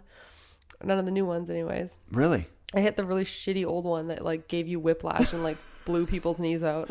Yeah. Did the opposite thing. Yeah. It's like, here's a safe thing to land on. That's not safe at all. That's not safe at all. Unreal. Those things lasted about one season. Oh man. But yeah, like these new things are like insane. It's I saw one where it's like landing in powder, it looked like. Yeah. It's like you can ride out of them. They have contests on them in Japan. No way. Like how do you have a contest on a bag of air? That's crazy. Like who rides out the longest? Like before they hit the wall? Like I don't get it. That's unreal. Yeah, it's weird. It's such a big part of like slopestyle now though. And yeah, some national teams weigh on it super heavy, and it's like I would say the majority of how those riders ride. Like they spend most of their time on dry slope, which to me is so sad. Like I would be a trick or something, right? Like that they're that good when you see them on real snow, and you think, oh, they must have so much fun riding POW all day and training with their friends, like you were just saying, like riding the park with their buddies, super lapping from like 9 a.m. until 10 at night. Mm-hmm. That's so cool. But then it's like, ooh, that doesn't sound as cool if you're like riding airbag like crazy. Yeah, and I'm sure it has its like parts of it that are fun, but to me, like I mean, like I get using that as a tool and like maybe as like a small percentage of your time, but I mean, we're snowboarders. You're supposed to be on the snow. Totally. I remember going up to Robin after, what was that one that she was in with Travis? Depth Perception? It was Depth Perception. And it was such a beautiful movie. And I really like the fact that they didn't differentiate between Robin and the guys. Yeah. She was just a part of a 4-person crew where her shots were just mixed in. Mm-hmm. And as a layman who didn't like, sometimes I have trouble like following who's in the yellow jacket, who's in the. I didn't like. There was no part of it where I was like, oh, and then there's the girl. You know what I mean? Like it was like.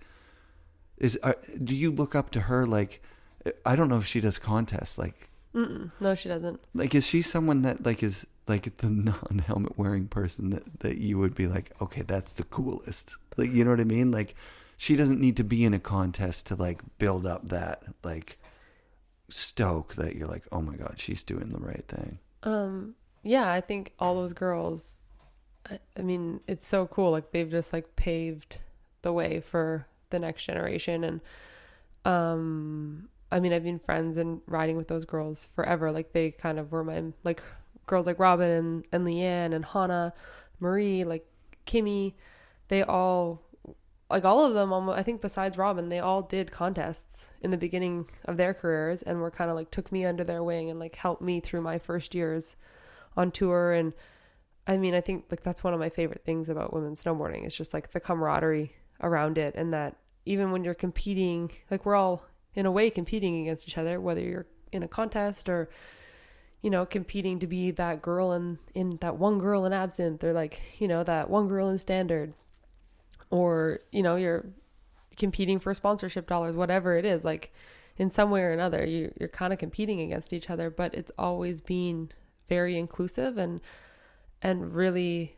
about kind of helping the sport as a whole and less about like one person's success, which I think is really cool. And I think you see that with those girls, like what Leanne did with, you know, Runway back in the day. And then most recently with like those girls with Full Moon and then, you know, stuff like Jess with Uninvited. Like that stuff to me is so awesome and so empowering, and what makes the sport so special. And yeah, I look up to those girls a lot. I'm really want to get some more time riding with them in the future and have them show me the ropes a little bit in the backcountry. Yeah, that's really amazing. Cool. I like that there's that camaraderie in snowboarding in general too, but definitely more so in the girls, because you guys have had to stick together because the industry is fucked up. Like we got a lot of people that listen that are in the industry that are making those decisions. Some of them are making those decisions. It's like, honestly, you really think that you can say that you sell, you know, okay, say you sell 30% women's, 70% men's. That's a lot of women's. You got to put marketing, you got to put 30%. It's a simple equation. Put 30% of your marketing dollars into the women's side of things. Yeah. They're not doing that. Yeah. And in a lot of companies, it's like 50-50. You're selling 50% of your shit is women's stuff. Oh, but women don't want to see ads of women. No, yes, they do, you idiots. That's such a lie. It's just a blatant lie. Why are we lying to, these are our daughters and our sisters. Like, come on. See, it's bad, right? Like I know it's bad. I can see it's bad. And I've heard a few girls talk about how bad it is, but it's worse than most people know. Yeah. And I think, I mean, now is such an interesting time to be a female athlete. We're essentially being replaced by extremely mediocre counterparts that look a little bit better and call themselves influencers. Oof. It's like, it's rough. Like it's so crazy to see brands put their money behind someone who can't even do the sport. It's like, why do you think that's more marketable than a girl that shreds and that is sick and great looking and cool and all those same things that this like influencer person is, but they can actually snowboard? Like, why is that less marketable and less valuable to a brand? Insulting. Yeah. It's really weird, and it's like a really interesting time to be a female athlete, because I feel like the thing that is supposed to make us marketable, which is our skill and our talent, that doesn't really matter anymore to a lot of brands. It's like, that's a bummer. And I don't really think that it's gonna like last. I think it's in like this weird balancing act right now where like social media marketing kind of took off and everyone kind of went that direction really heavy. And then, you know, I think it will balance out, and I think that kind of marketing has its place. Like, I think, you know, but you're marketing to posers. That's kind of the thing, aren't you? Pretty much. Yeah, you're kind of marketing to the posers. But then I guess, like we talked about at the beginning, not everybody uses Vans to skateboard. I barely skateboard. And I walk around with sometimes I'll think like, I should like ollie a bunch of times in my like on my carpet to like get an ollie burn on my shoe, because I'm a poser. Like, it sucks to be, because I want to look like that. That's a lot of times why I'm wearing, you know, skatey shoes, is because I want to look like that. And I think it's maybe it's more relatable for some people, you know, like, and whatever. Like, I think it has its place too, but I hate to see it be at the detriment of women who are so incredible at what they do and sacrifice so much and go through injuries and work as hard as they do to be as good as they are at something. And across all sports, like, I mean, you even see it with a brand like Nike, which has built its back on athletes. Like, Like that is the backbone of that company, is their athletes, and half of their ads now have models in them, like supermodels. And it's like, okay, yeah, I get like they're beautiful and they're supermodels and they do have their place as well, but it's like, why? Like, I don't want to see Bella Hadid swing a freaking tennis racket. I want to see Serena Williams swing one. Right. Because she's a freaking badass. Because she's a badass. Yeah, that's going away from your core values. I heard a really cool talk that Doug Palladini, who's the CEO of Vans, did. I keep saying Vans, and they sponsor the show. Okay, I'm just saying they've got this cool like thing where their core principle is supporting individual artists. I think that's fucking rad. That is actually, and when you dissect stuff, like when they're deciding where to put their ad money, they're like, does this support individual artists? You know what I mean? Yeah. And no, it doesn't if it's just a bunch of models posing in our shit. Yeah. We're selling a lifestyle. Like we're selling a love of the outdoors. Yeah, I don't know. Maybe supermodels love the outdoors. On like the flip side, it's like, what would that look like if it was done for male marketing? Mm-hmm. Like it would be ridiculous. It would be all gay dudes. It would be because they're the best looking, and or maybe insane. Muscle like men. Like you'd have some like. Like I couldn't imagine like a brand choosing like a male influencer over Sage or Danny. It's like, yeah, exactly. It's like, no, like we want to see Danny Davis snowboard. We don't want to see some influencer standing around pretending to snowboard. Right. But you would never see that in men's marketing. No, you probably do in some genres, like in some things. But no, definitely way less. Yeah. Way less. They'll take like a rugged man and like doll him up a little bit, Nice little man bun. Yeah. Unreal. Yeah, that's always been like frustrating for women, I think. Right? Like to see somebody getting the media attention that's like, why are you talking to the 7th place person?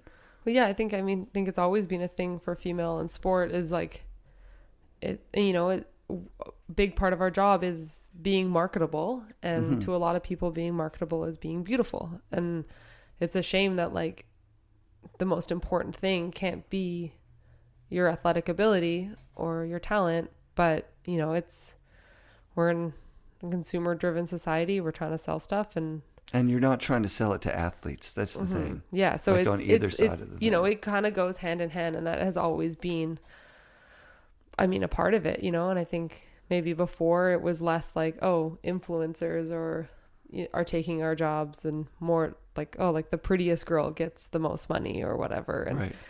And it's not really fair, but I guess it's part of the marketing world. And I don't know. I don't really know what the solution is at all, but it just turn off your phone, go off of social media, get off Instagram, go ride powder. But right? It sucks when I see follow like really sick girls, struggling to find support, and who I just think are when I would love to buy something that they are wearing. When I think of girls that rip, right, like that really like I remember seeing Tara Nikita's in I don't know the Billabong booth in Vegas or something, and being like, oh, she looks like she could beat the shit out of me. Like she probably could have. Tara's a badass.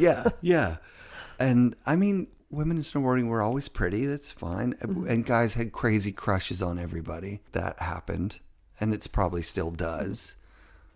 But the most talented girls, they're not at home like doing their makeup and like worrying about their outfits. I think that's kind of changing too a little bit though. Like, I don't know, like when I was coming up, it was always like, I wouldn't buy women's product very much. Like, once I got kind of older, I was like, no, I want to ride guy boards. Like, I remember I rode a UC Oxonin 56. Nice. When I was like 16. And then I rode Jeremy Jones's Pro Model forever. Wow. And I just like was like, yeah, dude stuff. And I would wear guy clothes and like super baggy. And like, I was like, I want to look like a guy. Like, that was always a thing, was like girls trying to look like guys. You never wanted to look like a girl. Right. And it's been so cool to see the evolution of like female style, and to see girls come up and be like, I want to look like Anna Gasser, or I want to look like Annie Rookie RV or Marie Francois, and not wanting to look like dudes, or like Haley Langland. Like, you know, like I think every young girl snowboarder right now probably wants to look like Haley Langland. Like, I want to look like Haley Langland. I would love to have that front three, but it's so cool to see, because although those girls have like insane style, they look amazing doing tricks, and they don't look like men. They look like girls. And I don't know, it's cool to see. It's cool to see like this like elegance and grace and kind of injected into their style while still being powerful and super sick at what they do. And I think that's like a big thing that has changed. That's really cool. Yeah. It's like girl style. It's like no one's trying to cover it up anymore. It's like everyone's embraced it and made it their own. And it's like, I don't know. It's rad to see. Yeah. Yeah. I want to bring back like super fat pants. Like Kevin Young. God, I used to wear the biggest pants. Like super fat. Like I saw a Kevin Young clip on Instagram this week that was pretty old. And I was like, I want to look like that. Like, you don't look like a human. You look like, I don't know, like a robot or something in a box. You look like you're not, you look like you're an alien or something. It's so dope. Your pads are so big. They cover most of your board. They come together in the middle. You know, there's no like gap between your legs. I loved when guys used to have like the shoestring suspenders, because their pants were so big they wouldn't stay up otherwise, even with a belt, because they were like down around their thighs. And the jacket is just huge. You can't see the person's hands.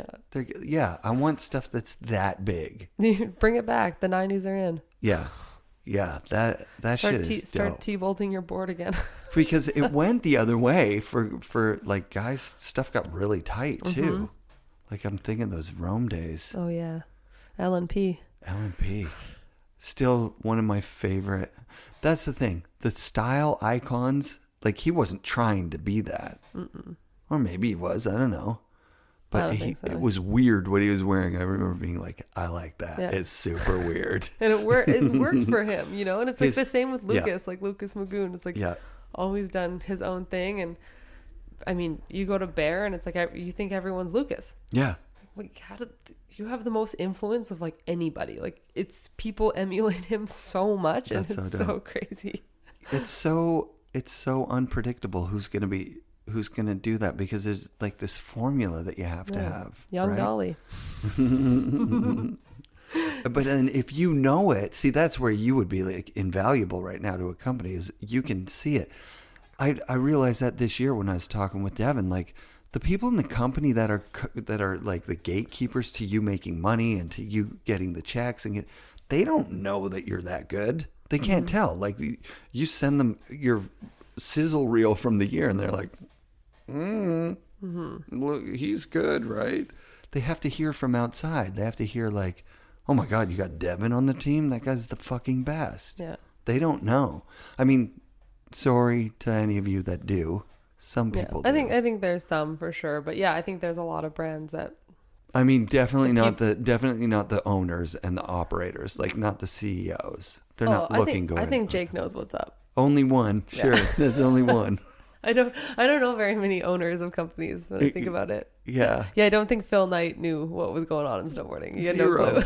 Right? None. Like if he had to pick, like if you showed him the tapes of these 5 top athletes, which one do you like best? It would have been a roll of the dice. Yeah.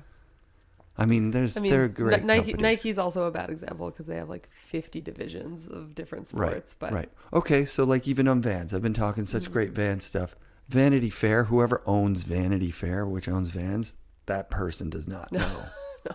They don't know who Steve Caballero is. Or if they do, maybe that's why they bought Vans. They're like, hey, we can buy the thing that owns that guy. Yeah, we love that guy. I love that guy. He's so awesome. Man, oh man. Who do you look up to in snowboarding just in general? Is it mostly the girls, or are there some guys that you also like really look up to? No, I think it's a mixture. I really look up, like definitely Dasani Alibabik. He was my teammate. Well, he was a friend first, and like we were both on Burton at the same time. And then when he retired, he ended up being the Nike TM. So we traveled together a lot. And then he ended up basically becoming my coach, leading into the Olympics for a few years. Well, we hated calling him coach. He hated being called coach. And we kind of agreed that wouldn't be his title because he wasn't. Like, it was like, I don't know. I literally, like, the way the sport was going, I was alone. Like, there was no more Nike, so we, like, weren't staying all together anymore. And, like, I never really stayed with the national team. And everyone started just to ride with, like, their countries. And I was, like, kind of riding alone all the time. And I was like, can I just, like, pay you to come snowboard with me and, like, hang out? So, yeah, he was kind of like, I don't know what the title would have been, but he definitely helped me with my snowboarding. And, but he's just, like, such a sick rider and has some of the sickest style. And even today, like, he's so freaking good still. It's insane. We always bug him to, like, film another part and, like, have a comeback part. Yeah, sick. But yeah, I really, like, I'm influenced by him and his riding and everything he's done. I mean, riding for Nike, just the few days that I got to ride with, like, Gigi and Nico, just, I feel like there's certain people in snowboarding that when you ride with them, you're like, wow, like, you are special. Like, there's, like, this 1%, like, there's, like, I think people that are, like, this 1% group that, like, see the mountain so differently and can react and read it in such a different way than everybody else. And I would put Nico and Gigi in that category 100%. And, like, Arthur Longo also, like, Oh God, yeah. I mean, yeah, anyone who watched any of the She edits, it's like, how did you but yeah, like, I don't know, people like that, I think, are like, that's really what I aspire to be better at, like, is to see the mountain in that way and to be able to kind of make something out of everything. And then for the girls, I mean, there's so many people I'm stoked on right now, like Zoe Synot, Sadowski. She won, like, everything last year. She's, like, a young Kiwi rider. She's insane, has the sickest switchback 9. I'm jealous because I've landed that trick and I never really got it dialed, and she just has it so nice, and I wish mine was as nice as hers. I mean, Marie has always been a really big influence on me.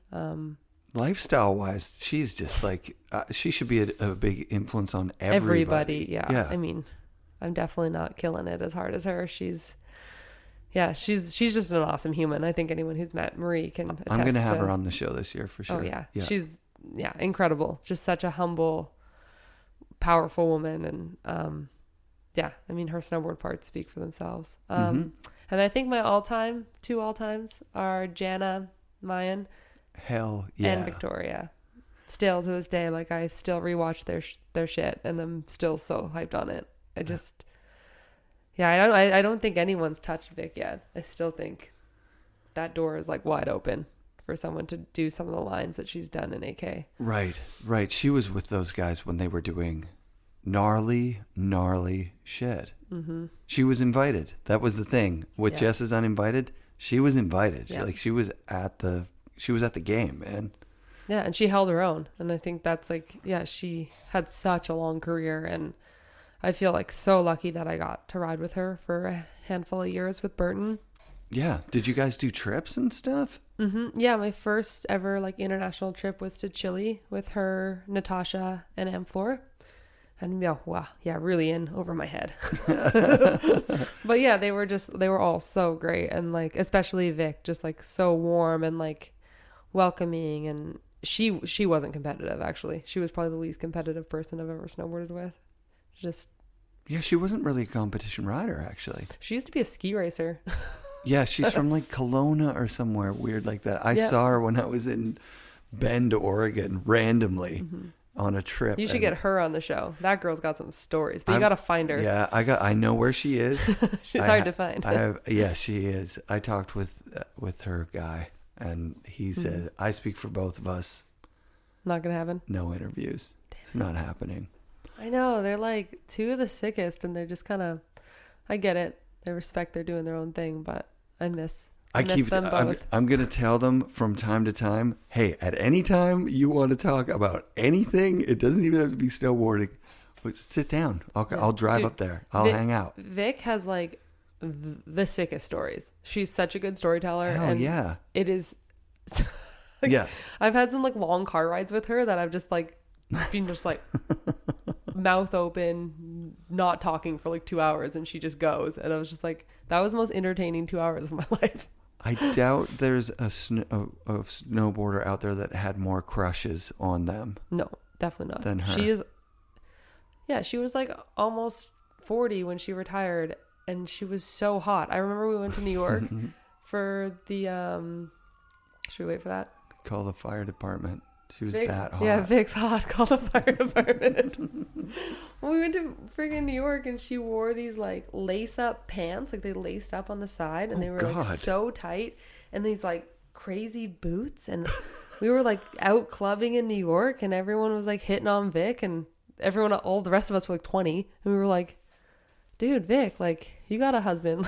Yeah. Send some our way. But yeah, she was just such a stunner and just such an animal on a snowboard. Yeah, she's like, I think she's probably the most requested guest that I've had. Yeah, I bet. People. I'm going to have Natasha on the show. That'll be good. Yeah, Nat's the silent killer. Yeah. I rode the chairlift with her back in her grouse days. I don't think she said 2 words. Yeah. I think I went on a lot of trips with Nat where she barely said 2 words. Supposedly she's come out of her shell. No. Yeah, no, she has, especially in the last like few years of her career, and then she started a family, and I was with her in Retallick last year actually, and we shared a room. It was like going back 10 years in time. I was like, This is crazy.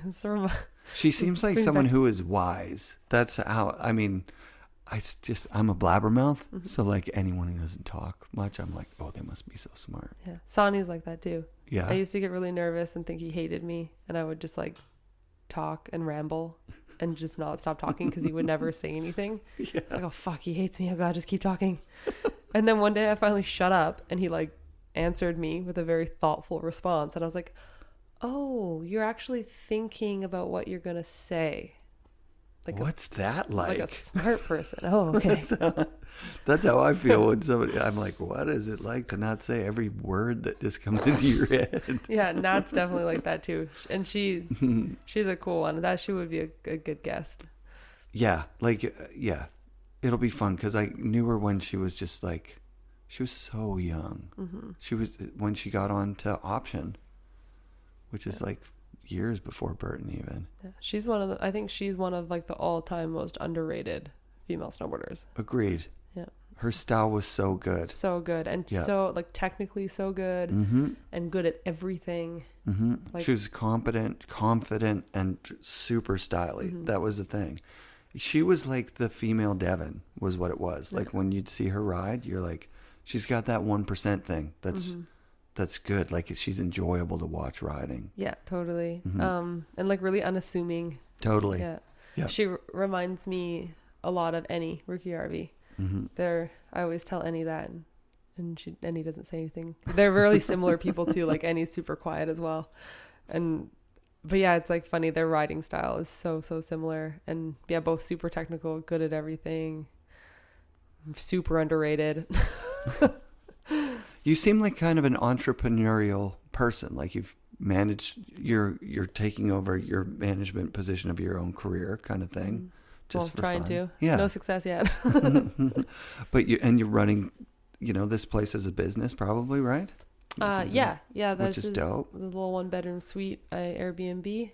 And are you going to do a company in snowboarding where you take your expertise and your knowledge and you create something creative and amazing and sell it to everybody? I don't know. Have you thought of it? I have it I feel like right when you turn 30, everyone asks you, what are you doing after snowboarding? And I'm like, I don't know. I heard that on Joe Rogan. Nobody asks you like, oh yeah, you're 30 now. Are you going to still be a dentist, or what's your next? Well, you're approaching 40. Are you gonna give up on that career that you've been doing? Nobody asks that of any. You've been a CEO now for 20 years. What's next? What's next? Nothing. I know it's funny, and it's literally like clockwork. Like the second you turn 30, people start asking, what's next? Yeah. It's like, am I washed? Like, yeah. Fuck. Did I not notice? Did it happen? I didn't notice. Like people's moms are asking me. Wow. But I think that's like an Olympic thing.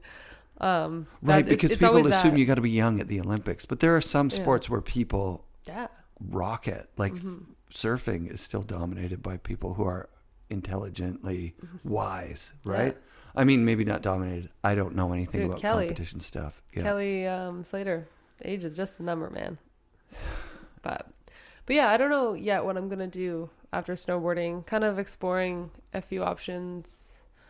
Just kind of dip my toe, see what else I'm interested in. It's so hard to imagine being as passionate about something else.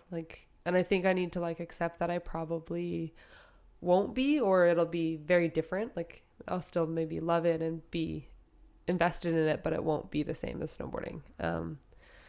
But yeah, it's hard, and I don't want it to be over yet. I have a lot that I still want to do, and It's not. Yeah, it's totally not over. yeah, Of I don't course. think it is either. But yeah, it's funny sometimes you feel that connotation when people ask you it's well, you think it's over? Right. But I'm still kind of figuring it Yeah, out. I was hinting in that direction. I know I'm you like, weren't. take your passion and keep it. Just fan the flames, right? Have you ever thought about company stuff? As far as money making wise, is that something that it seems like anyone who's smart doesn't try and make money in snowboarding because there's no money in it. Yeah, it seems like a little bit of a hard sell, but yeah, I don't know. I mean, I could see myself maybe still doing something within sports, but I'm just not sure what it's going to be yet.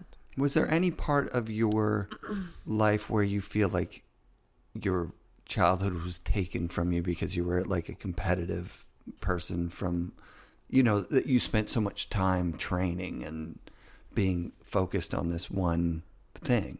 It sounds like no way. And I see from your face, you're like, what the hell are you talking about? Some people's parents push them into oh, you've got, talent. You could go to the Olympics or whatever. You never had any of that. That wasn't your and deal. I think when I came up, that's why it's so crazy my parents let me do all the things that they let me do, because slopestyle wasn't in the Olympics, and they let me move to Whistler one summer when I was 15. Oh my God. And I lived in a 2-bedroom with 8 other people. Was it mixed guys and girls? Yeah, and just and it was so funny. My mom moved me there with my foamy mattress that we rolled it up, and I put it in walked on the ferry with a bunch of garbage bags and my snowboard bag and a box of pots and pans. Oh God. For 1 month in Whistler. Yeah. Bought a glacier pass and rode public park every day. Fun. And yeah, I just had a time. But I'm looking back, I'm how did you let me do that? Yeah, that's dangerous to me. When my daughter was 15, I don't know that I would have. I mean, if she was passionate about it, and also this is a weird part of our society, right? Now I'm flipping to that, guys say to other guys, "Oh, you're having a daughter, better get a shotgun or whatever." I'm like, why? Are you thinking of doing something to my daughter? I have to kill you or something? What kind of weird thing is that to say? I want my daughter to have experiences in the world that are amazing. I'm not locking her away in a tower for some guy to slay a dragon kind of thing. Yeah. No, if my daughter was passionate about snowboarding, I'd like to think I would encourage her to move to Whistler and follow that passion. Yeah. And I like to think that I instilled in her the kind of self-confidence where she wouldn't get into a situation where she couldn't handle herself. Yeah. Do you feel like you had that when you got there? Yeah, I didn't really drink when I was a teenager at all, so I think that gave my parents, a little bit of reassurance that I wasn't going to be a total fuck up. And then they just were really open to letting me pursue it and to go after it. And yeah, I think for it to it must have been wild for them to be I want to be a pro snowboarder. I'm going to miss most of the last 2 years of school, and I'm just going to try to be a snowboarder. That was at 15. Yeah. That was grade 10 was when I first started I did my first few pro events, and I started to get sponsors, and then, or more serious sponsors, less Flow. I was on Burton Flow for a long time through Martino. Nice. Shout out to Martino. Yeah, the man, the myth, the legend. I love that guy. He's my second dad. Rad. He listens to the show. Yeah, he's the best. I love you, Martino. You know that. Awesome. And then they just And then in grade 11, I tried to move to Whistler. They were going to let me move to Whistler with like my friends. Wow. To like live in Whistler. Just insane. Like other 16-year-olds Like or 20-year-olds or my 18-year-olds. kid is 16 right now in grade 11. Like Mm-hmm. if he said he was moving to Whistler, I'd be like, no fucking way. Yeah. I Like, had this and big he's plan. a good kid. He's a good kid. I'd be like, that's not happening, dude. Yeah, and maybe my dad just kind of knew it was going to fall apart and he was like playing the long con. Yeah. But yeah, I was like, yeah, I'm moving to Whistler with Simone and this other girl who were like already graduated. They were like probably 20 at the time. And I'm going to enroll in Whistler High and I'm going to ride every day. And Whistler High sounds like a TV show. yeah, I'm doing it. And he was like, yeah, sure. And of course, no one would rent to us. We couldn't find a house, like a place to live. So that Right. kind of fell apart. And then my dad was like, okay, well, if you still want to ride Whistler, like I'll move to Squamish with you Oh, and you can go to Howe Sound and I'll take you snowboarding. no way. So my dad moved to Squamish with me in grade 11. And then what's your mom doing? Well, they were separated, so that Okay. made it easy. Yep. See you, Mom. Yeah. Then my mom was just like, yeah, I guess, go ahead. Yeah. So I did a year in Squamish and basically missed 2 days a week all winter and snowboarded and started traveling. And Squamish, like high school, was good with that. They're like, okay. Yeah, I was so Yeah. lucky. I had like a chill school that Sick. was like, as long as your grades stay up and you keep up with your schoolwork, you can take as much time as you want. It's funny that people call it Squampton because it has Mm-hmm. absolutely no resemblance to Compton at all. Zero. No. I know people. so I weird. remember when that at that time that would have been like 2005, Yeah. and I told people that I lived in Squamish, and they would be like, "Ew, Oh my God. It's like gross." the outdoor capital of the world. And I was kind of So always awesome. like, why? Like, it's really pretty. Mm-hmm. Like, why is it gross? I Yeah. don't get it. And yeah, now everyone fucking loves it and wants to live there. Yeah, it's like a riverside community. It's slower paced. It's beautiful. You're in the mountains. Like, Yeah, it's nowhere better. Yeah, it was a great school. I really loved my little year in Squamish. It was Mm-hmm. great. And then, yeah, that was kind of when things kind of took off. Like I think I got second at US Open that year. Wow. And that was, yeah, no, I can't remember. It was so long ago. No, I got actually I won Rookie of the Year at US Open that year. Dope. So I got third in the rail jam and then ended up winning a snowmobile, which I actually had until like 2 months ago, and Oh my I God. sold it to my friend. That's amazing. It still started first pull. That's incredible. Yeah. What kind of snowmobile? Shout out to. Shout out to Skidoo. It was Okay, this- because that's the kind of traction they got to get. Like Yeah. when you give away a snowmobile Mm-hmm. to the person who wins the contest, and they keep it for Yeah, 15 15 years later, you're still getting shout outs. That's the right thing to do. Give away more snowmobiles. It's so funny. I'll give one away on the show Yeah, to myself. to me. Yeah. I need a new one now. I got rid of it. But yeah, it was like, yeah, that was kind of when things kind of took off. And then grade 12, I actually just moved to Whistler. You on won my a own. snowmobile in grade 11? Mm-hmm. Oh my God. Yeah. That's amazing.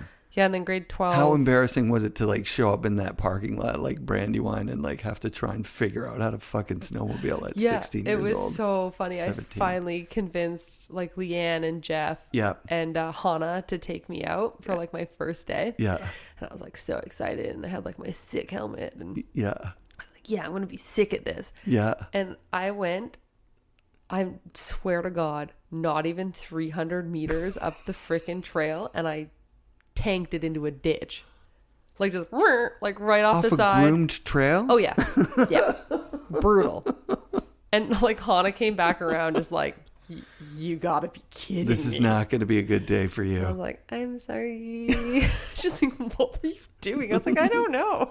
It's pretty vague on the steering. But I mean, I probably barely had a driver's license, so yeah, exactly. Right. And then you're like, it's kind of one-sided. Like, is it you're pulling? I Like, don't know. oh, I yeah. honestly have no explanation for why That's so that funny. happened. But Did it you was make it so to the funny. zone? We actually just kind of, it was really nice of them that it was kind of like a crappy spring day, and we just like went for a rip basically. Oh, nice. And they Yeah. kind of just showed me how to use it. And Yeah. I didn't get stuck after that initial moment. And I used it like a handful, or yeah, not that much. I didn't use it that much. I should have sold it, but I kept it for a very, very long time. Yeah. It's 15 not, years. It's not that fun. I wouldn't go and just snowmobile around. Yeah. Personally, me, it's scary. A lot of people have talked about it. It's gripping is the right way to describe it. You're gripped, like you're like, ugh. And then you get there and you're kind of cold and you're beat up and you're like, that was not what I was expecting. Yeah, I definitely didn't get the bug like the few years that I kind of went out. And apparently now with the new sleds, it's a lot sicker and way more fun. And the zones have been like, people know where to go. Like that's important too. Like you're not just like going random places that are super insanely dangerous. Yeah. Plus you can throw on airbags, that's nuts, right? That just like adds a whole other kook factor for certain people. And for other people, it's like, okay, well, we can layer safety on safety. Yeah. You'll probably start sledding quite a bit, I imagine, in the not too distant future. Yeah, I have been toying with the idea of getting a sled or not. Or a helicopter. Get a helicopter. That'd be nice. All those sponsors I got, I'm definitely going to get a heli. You know what? Maybe Rockstar will buy me a helicopter. Yeah, get a Rockstar helicopter. Or just go right to the helicopter companies and be like, just give me a 1-year lease on a heli. I'll hire my own pilot. Yeah, my friend Amy's a pilot. She can fly me around. There you go. Yeah. That would be so... Imagine leaving from here, like from a helipad on the hospital or whatever, and just going heliboarding from the city. Get dropped off back at my house in Vancouver. Yeah, that'd be perfect. I feel like that's never going to happen. That doesn't even happen to Travis Rice. Can't even dream that big. No, he does. He lands his helicopter in Nelson or wherever and flies right from the city. Someone told me he's got a house in Michigan, some random private hill up there. Oh, crazy. I just know he's got a really dope sailboat, or used to. Oh, yeah. Yeah, he was into that, huh? Mm-hmm. I'm sure he still is. Guy's awesome. Did you ride with him ever? I have never ridden with him, besides like outside of like X Games and stuff. Right. Was he at some of those? Yeah, like crushing? a couple of my earlier ones. He was there. Back when he was just like a machine. Yeah. I remember there was one year they did like a channel gap that didn't really work. It was like super sketchy, and hardly anyone hit it. Almost everyone like went straight over the sides. And he was one of the first, I think he might have guinea'd it. Wow. And he fucked it up and ended up like ran into the wall. Oh shit. And they had actually cut the wall out super deep because it was supposed to be a runway. Like, you know how usually channels will have like the landing will come together like halfway down. Yeah. So it's only like the top knuckle that like isn't there. Right. If you went like super deep, you would like still hit tranny. That wasn't there because it was like actually an in run into like a jump. Yeah. They did like the middle jump. Where the they go between? You go between it. So there was like no lower landing. And he literally ran like straight into this wall. And it was probably like there was a big drop. And he was so strong. He just like wall rode it and like back one out of it. And just like, everyone was like, how are you not dead? Like you should have just like smashed and fallen over, but you're like such an animal. He's a tank, but he's also huge. Like he's also tall, which is crazy. Yeah, he just manhandled this thing. And it was so annoying because X Games played it on repeat. Oh, of course they did. For like 5 days straight. That's what I'm talking about, that bail thing. Like everybody can relate to the bail, especially if it's that gnarly. No, it's crazy. Yeah, that was pretty wild. But yeah, it's kind of cool to think back at like all the like, well, that was like a different time too. Like everyone, it wasn't like filming and competition. It was like so many people did everything. Yeah, like my first X Games, I think UC might have won, and like Andreas was always at the events. Rad. And, you know, everyone filmed between all the contests. And how fast was it between, you know, winning that Seymour, or like going in the Seymour contest, that first one that you didn't win, you didn't know what you're doing, you're 12 and you're on, it's 3 years, it's 4 years, and you're rubbing shoulders with the biggest snowboarders in the world. Yeah, I think my first X Games I was 18, I think. Yeah. And I would have, where was it? What was it was Aspen. Yeah. Rad. It's always been Aspen. Or for me, I think it had already been there for maybe 2 or 3 years. Yeah.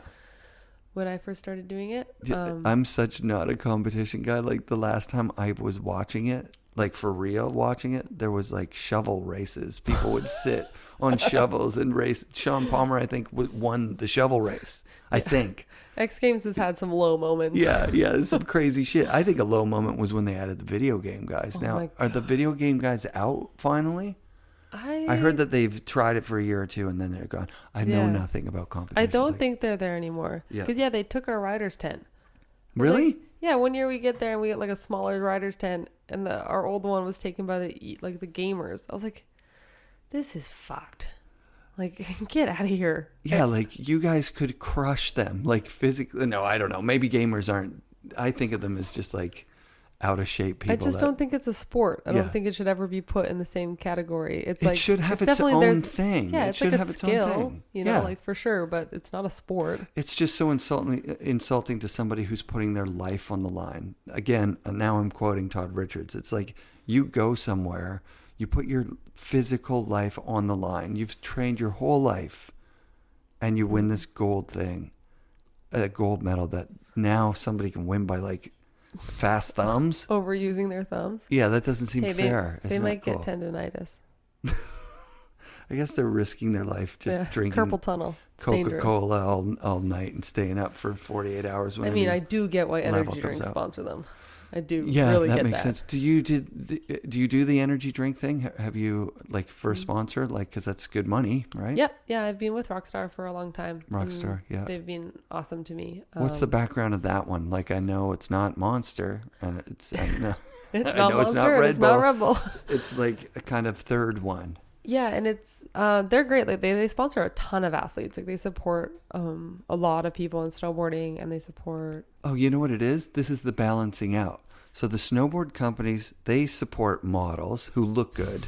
And then the energy drink people, they support athletes because, like, if you're a snowboard company, you want to look like you've got beautiful people that want to ride your stuff. And if you're the energy drink one, you want to look like you got athletic people that drink your drinks. I mean, they also got like half naked girls in bikinis all the time. I guess they got more money than God, so they can just both. have everything. They got everything. Yeah, they just got everybody. But no, they've been great, and they're like, I think they kind of started really heavy in moto. Yeah, that's where I think of their logo. Yeah, and then kind of graduated out into like all action sports. They've got everything: surfing, skating. Do you have to fight people on this one? Like some people drink water or whatever. Yeah, I mean, I think people have gotten a little bit mellower about it. You definitely used to get people talking shit or whatever. I saw something on social media yesterday because Craig McMorris did that thing with the noodle bowls or something. What do you think about that? He's a friend of yours, right? Like, yeah, totally. I mean, I didn't know what to think. I was like, wait, you made a commercial like with your iPhone, and it's for a thing that you don't eat that every day. No way. Yeah, I mean, you gotta eat as a human, and Yep. he's probably getting free bowls and getting a paycheck. I don't think he's doing it for free bowls. No, I don't think so. he's definitely not doing it for free bowls. I don't but think that's so. what I mean. It's like, like was probably a great paycheck for him, and Good. He's an amazing snowboarder. Yeah. The last few things that I've seen, I'm like, oh God, this guy is not in his brother's shadow in any way, shape, or form. He's an incredible snowboarder and a rad guy. I think it's really cool. He really made, like, I think that marks a big shadow to be behind. Like a big brother to be, oh yeah, that's my brother. That's my little brother. Yeah, exactly. Yeah, Craig's really like made a niche for himself and a place for himself and doing his own thing and doing it and not being like Mark's brother. Not I at think all. it's That's pretty dope. cool. Yeah. But yeah, that stuff is weird. I mean, I don't judge people. Like that's the first one though. Can we say it on mic? It's the first one, right? Like I've never seen anybody else be like, I fucking love licorice or whatever, and then make like a homemade commercial for a product like that. Yeah, the full like homemade commercial. I don't think I've ever seen. I was like, man, that's a lot of effort went into that. Mm-hmm. But I mean, I've done some bullshit stuff. Like, have you? I did a post for fucking barbecues. Like, did I you? got a free barbecue. But you got a free barbecue. But that's a different thing. Yeah. You didn't make up you're grilling on the barbecue and then the barbecue burned your butt or something. You know what I mean? Like it wasn't like that. But I don't know. I'm not very funny, and Craig's pretty funny. So he is funny. So that is him. Yeah, maybe that was like his thing. But yeah, he's like, I'll do that. Why not? You see it Give with me some money, I'll do it. so much stuff. I mean, you go through anyone's Instagram account and everybody's got something that they've done that's like, ooh. Deodorant. I did a thing for a deodorant company. Like, I've seen skiers that have done, literally when I did the deodorant thing, I was like, fuck, I cannot turn down this paycheck. Like, it is too much money. Can you say how much it was? Was it like 10 grand, 20 grand? I don't want to say, but it was sorry, good. you know what? That's bad form on my side. I'm sorry. It was good. And it was like, yo, this is like, can keep me snowboarding for longer. Like, I'm taking this. But in my head, I was like, okay, I got to draw the line somewhere. And I draw the line at promoting like Tampax. Okay. Or like, you know, like sanitary napkins. Like, but did they approach you, or did you just make that up? I just made that up in my brain. You're like, I won't do that. I was like, I'm not gonna like go into like the period realm. Like, we're leaving that one off the table. Like, that's off the table. And then like a few months later, like, oh my god, a skier did an Instagram post for Always. Come on, like, really? Well, that's not her line. Yeah.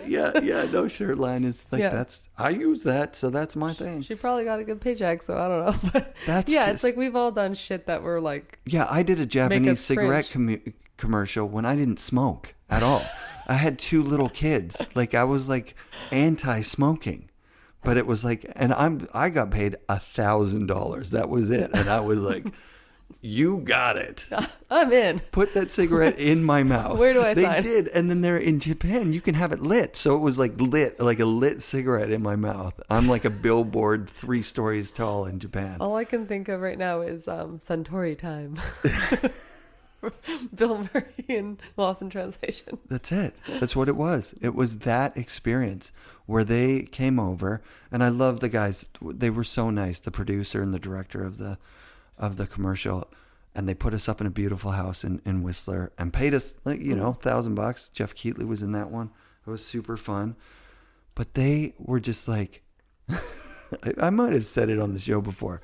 They opened a magazine that had like, you know, sticky notes in it. And they're like, this. And we're like, what? The ad? You want us to do something like that? No, this. Exactly. We have to do this.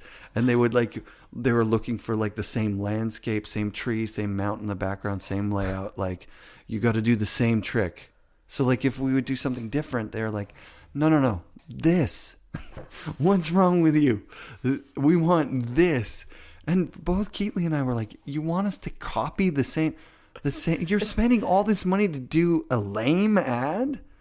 And so like in between we were shooting dice, like just rolling dice on the board, and someone came over and shot that. And that became the ad. We were like going through the slides and we're like, look at how good that looks. That's snowboarding. They're like, gambling is snowboarding? We're like, yes, it is. Do that. And they used it for the ad. That was dope. That is so funny. But yeah, that's were they good what cigarettes? You'll do for a bit. I can't remember. Mild 7. See, you pay me $1,000 20 years ago. You're still going to get plugs now on my show. Mild 7 cigarettes. If you're listening in Japan and you're not smoking Mild 7, switch now to Mild 7. Stick. I'll do it. I would do it. Somebody said it. You know, if they're supporting snowboarding, then they're kind of a snowboard company. If they're paying a snowboard person to snowboard, it's a snowboard company, kind of. Yeah. Right? Yeah, in a way. I mean, you're supporting snowboarders. Whatever. McDonald's did that for the Olympics, right? So they're a snowboard company, kind of. There was the Canadian halfpipe rider, Brad. I'm usually pretty good with Should that. we Google it? We need a Brian. Is that was my phone making that noise that whole time?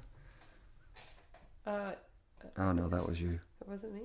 I thought I didn't. I think I unsilenced my phone. Sorry. It's all good, don't worry. I literally put my ringer and I was like, good, it's silenced. Yeah. I unsilenced it.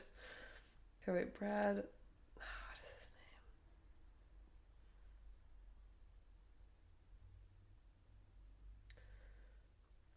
Brad Martin.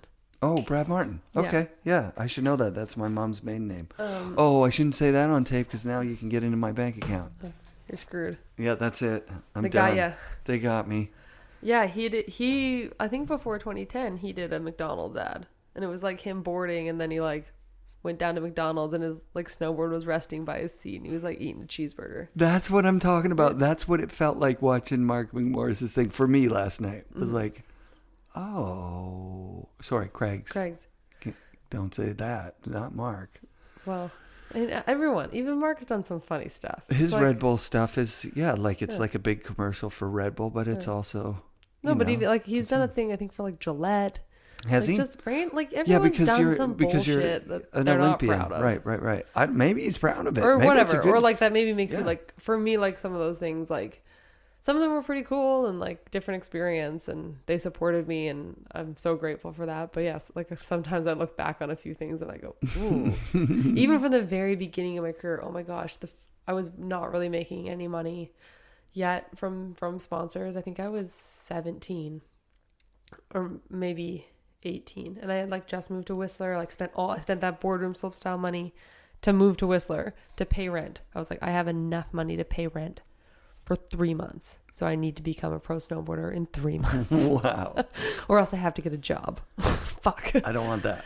And I moved to Whist, and then I got this opportunity through my old agent for Dudley Locks, which is like the biggest. They do like high school combination locks. Yeah, they're like the biggest company in Canada for like locker combination locks, and they were like doing like a marketing revamp. So I got like hired to do like one ad for them. They were like not a sponsor, just like full one-off, and they paid me like $2,500 or something, which at the time I was like, oh my god, this is insane. Yeah, of course. So I did it thinking no one would ever see it. Sure. And it was the most brutal, like you can Google it and I should not tell people to fucking Google that. Oh my God, why did I just do that? You can't Google it. It's not on the internet. It's no longer there. I've deleted it. Fuck.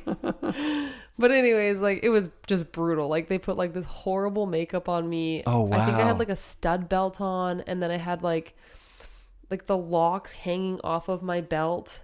That's and amazing. Then like my snowboard and the BMX were like in like this spider web of locks. Like it was the most horrendous ad I've ever seen in my life. And I was like, they're like, let's suck your soul out and put it in a commercial. It was bad. And wow.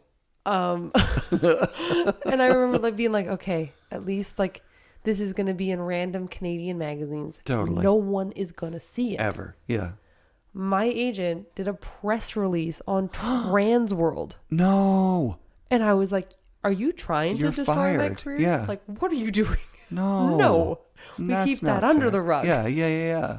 But I guess she was just like proud that she like got me this like, you know, like lucrative non-endemic thing. deal and like made me some money. Yeah. It was bad though, and I was so embarrassed. That's and now crazy. everybody knows about it. Yep. That's nice. Thank you for revealing you're that welcome. for the show. You can all thank me for the laugh you're going to have when you look up that stupid ad. So how did you become a trans world person, a trans world girl versus a snowboarder? Because snowboarder was always cooler, but I just never bought in. Actually, maybe it wasn't always cooler. I don't know. I feel like they were always like kind of equally cool. And maybe like snowboarder was always a little more core. That's what I thought. I thought snowboarder was more core, but I don't know. Maybe I just didn't have access to it. Yeah, I just always like, I don't know. Trans World to me was all, I don't know why exactly. I just like, it was the one I always bought. Mm-hmm. I like always wanted to be in Trans World. Did you ever write a letter? Did you get a letter published in there? No, I never did. The only letter I ever wrote was to Burton headquarters when I was 13. And I got a really nice, I think I still have it somewhere, a very nice rejection letter on company letterhead. Yeah. And they made the very bad mistake of sending my information to Jeff Martino, and they sent me Jeff Martino's email. What do you mean? Like they were like, yeah, all sponsorships start on a regional level, so here's your regional rep. Yeah. We sent your information to him, like, please keep at it and best of luck to you. Like, literally, like, hard no. Yeah. See you later. Yeah. That's not a hard no. Well, That's it was a hard no. As hard of a no as you can give a 13-year-old, I think. I guess maybe. Who writes a letter and sends in a photo of them doing, like, a bad Tina to... Oh, sweet. Full soup bowl method. Like, it's so funny. Anyways. And so, like, I bugged Martino for, like, 2 years. That's incredible. Every fucking contest I did, whether I got last place or like 5th place, because I never won anything. I sucked. Sent him your results. And it's like, yo, Jeff, I got 12th. There was 13 people in this contest, and I got 12th. You ready to give me stuff? Like, I love it. No, Spencer, not yet. And then I got 2nd at like Canadian Nationals, and Jess got 3rd. Wow. I have a photo of it. Oh, that's awesome. Oh no, Jess didn't get 3rd. Jess won. Yeah. She won. It's like the funniest photo in the world to me, because Jess is in 1st. Yeah. I'm in 2nd. Yeah. It's a half pipe contest. That's crazy. And in 3rd is Sarah Conrad, who ended up being like one of the best Canadian half pipe riders for women. That's incredible. That's so rad. That's so funny. But yeah, I got 2nd at Nationals, and then Jeff finally was like, okay, like I'll flow you a board a year or whatever. Yeah. And to this day, Jeff still has like that handwritten letter and that photo. He like kept everything from like, I mean, it's crazy. He's like such an unsung hero. Like, I mean, I came up through him. Rusty Ockenden came up through him. Mark Solers, Mikey Pedersen.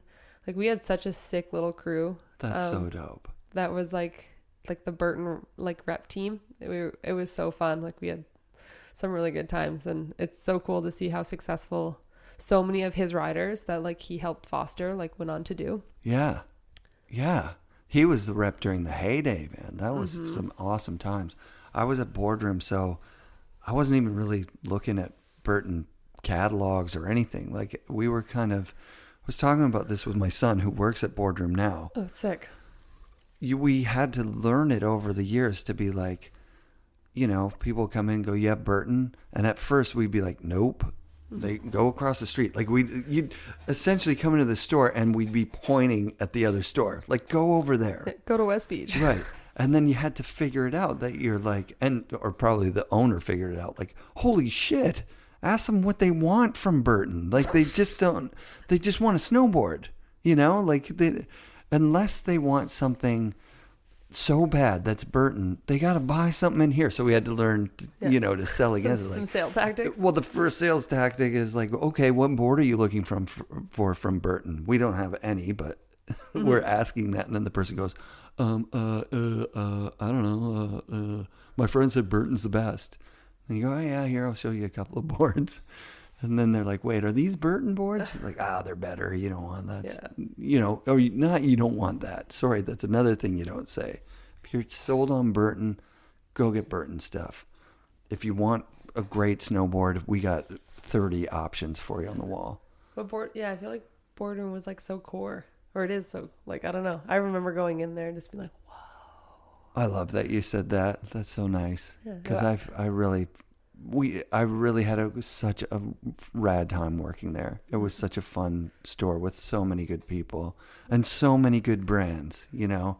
It allowed the store to have more brands to not have Burton. So we could pick up the like weird smaller guys stuff. That was rad. Yeah, I would beg my dad to go to West 4th whenever we came to Vancouver. We'd like come back for like back to school shopping, and I'd be like, we're going to West 4th. Everything cool is on West 4th. I remember one time a kid from the island came in to the store and with his mom. So this is like, you know, imagine just a regular Courtney kid is in with his mom. And the mom goes, excuse me. And she's like not used to being in a big city store where the customer service kind of sucks shit. You know what I mean? We're watching the video and she's like, excuse me, do you work here? And we're like, yes. She's like, does this have any kind of weird hidden meaning? And the kid had a Billabong hat that just said bong on it. And I had to say, well, a bong's kind of like a water pipe for smoking weed. And the mom goes, we don't want another repeat of that Shocker t-shirt. So he had gone back to Courtney with a Shocker t-shirt that he bought at the Boardroom. So good. And like, you know, when you're a kid, you only have your one cool shirt. So you're like, he wore a Shocker shirt for like... I'm wearing the Shocker shirt. And then they found out what it was. And they're like, oh, like he got like kicked out of school or whatever. Some teacher Googled Shocker and was like, okay, Kyle, I'm sorry, you can't wear that shirt anymore. We're going to have to suspend you. You sure he was from Courtney? We had a fucking jump on Mount Washington named Shocker. Oh. Washi named all their jumps. It was so sick. That's sick. That is. And Shocker almost killed me, but Shocker, that's the worst name for a jump. No, There's like trees in the landing or something. raw meat was one. Wow, what? Raw meat, and then the little one next to it was either sweet meat or mini meat, depending who you talk to. Oh my God. Then large Marge. Amazing.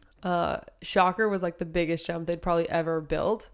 And I really wanted to beat my sister to being the first girl to hit it. That was like when I like finally started to get like Shocker. almost as good as her. I'm or like gonna hit closer Shocker to her. before you. And I was like, I'm gonna fucking beat Megan and I'm gonna hit this jump first. Oh my and God. I like asked our friend, I was like, yeah, what's the speed? And he hadn't even hit it. And he was like, oh, go straight from here. Like probably stoned. Fucking dick. And I like just like a dumbass didn't watch anyone hit it. I just sent it and I just went straight from there. And I missed the entire landing. Oh my God. Like just body bagged myself so hard. But I was like, I hit it first.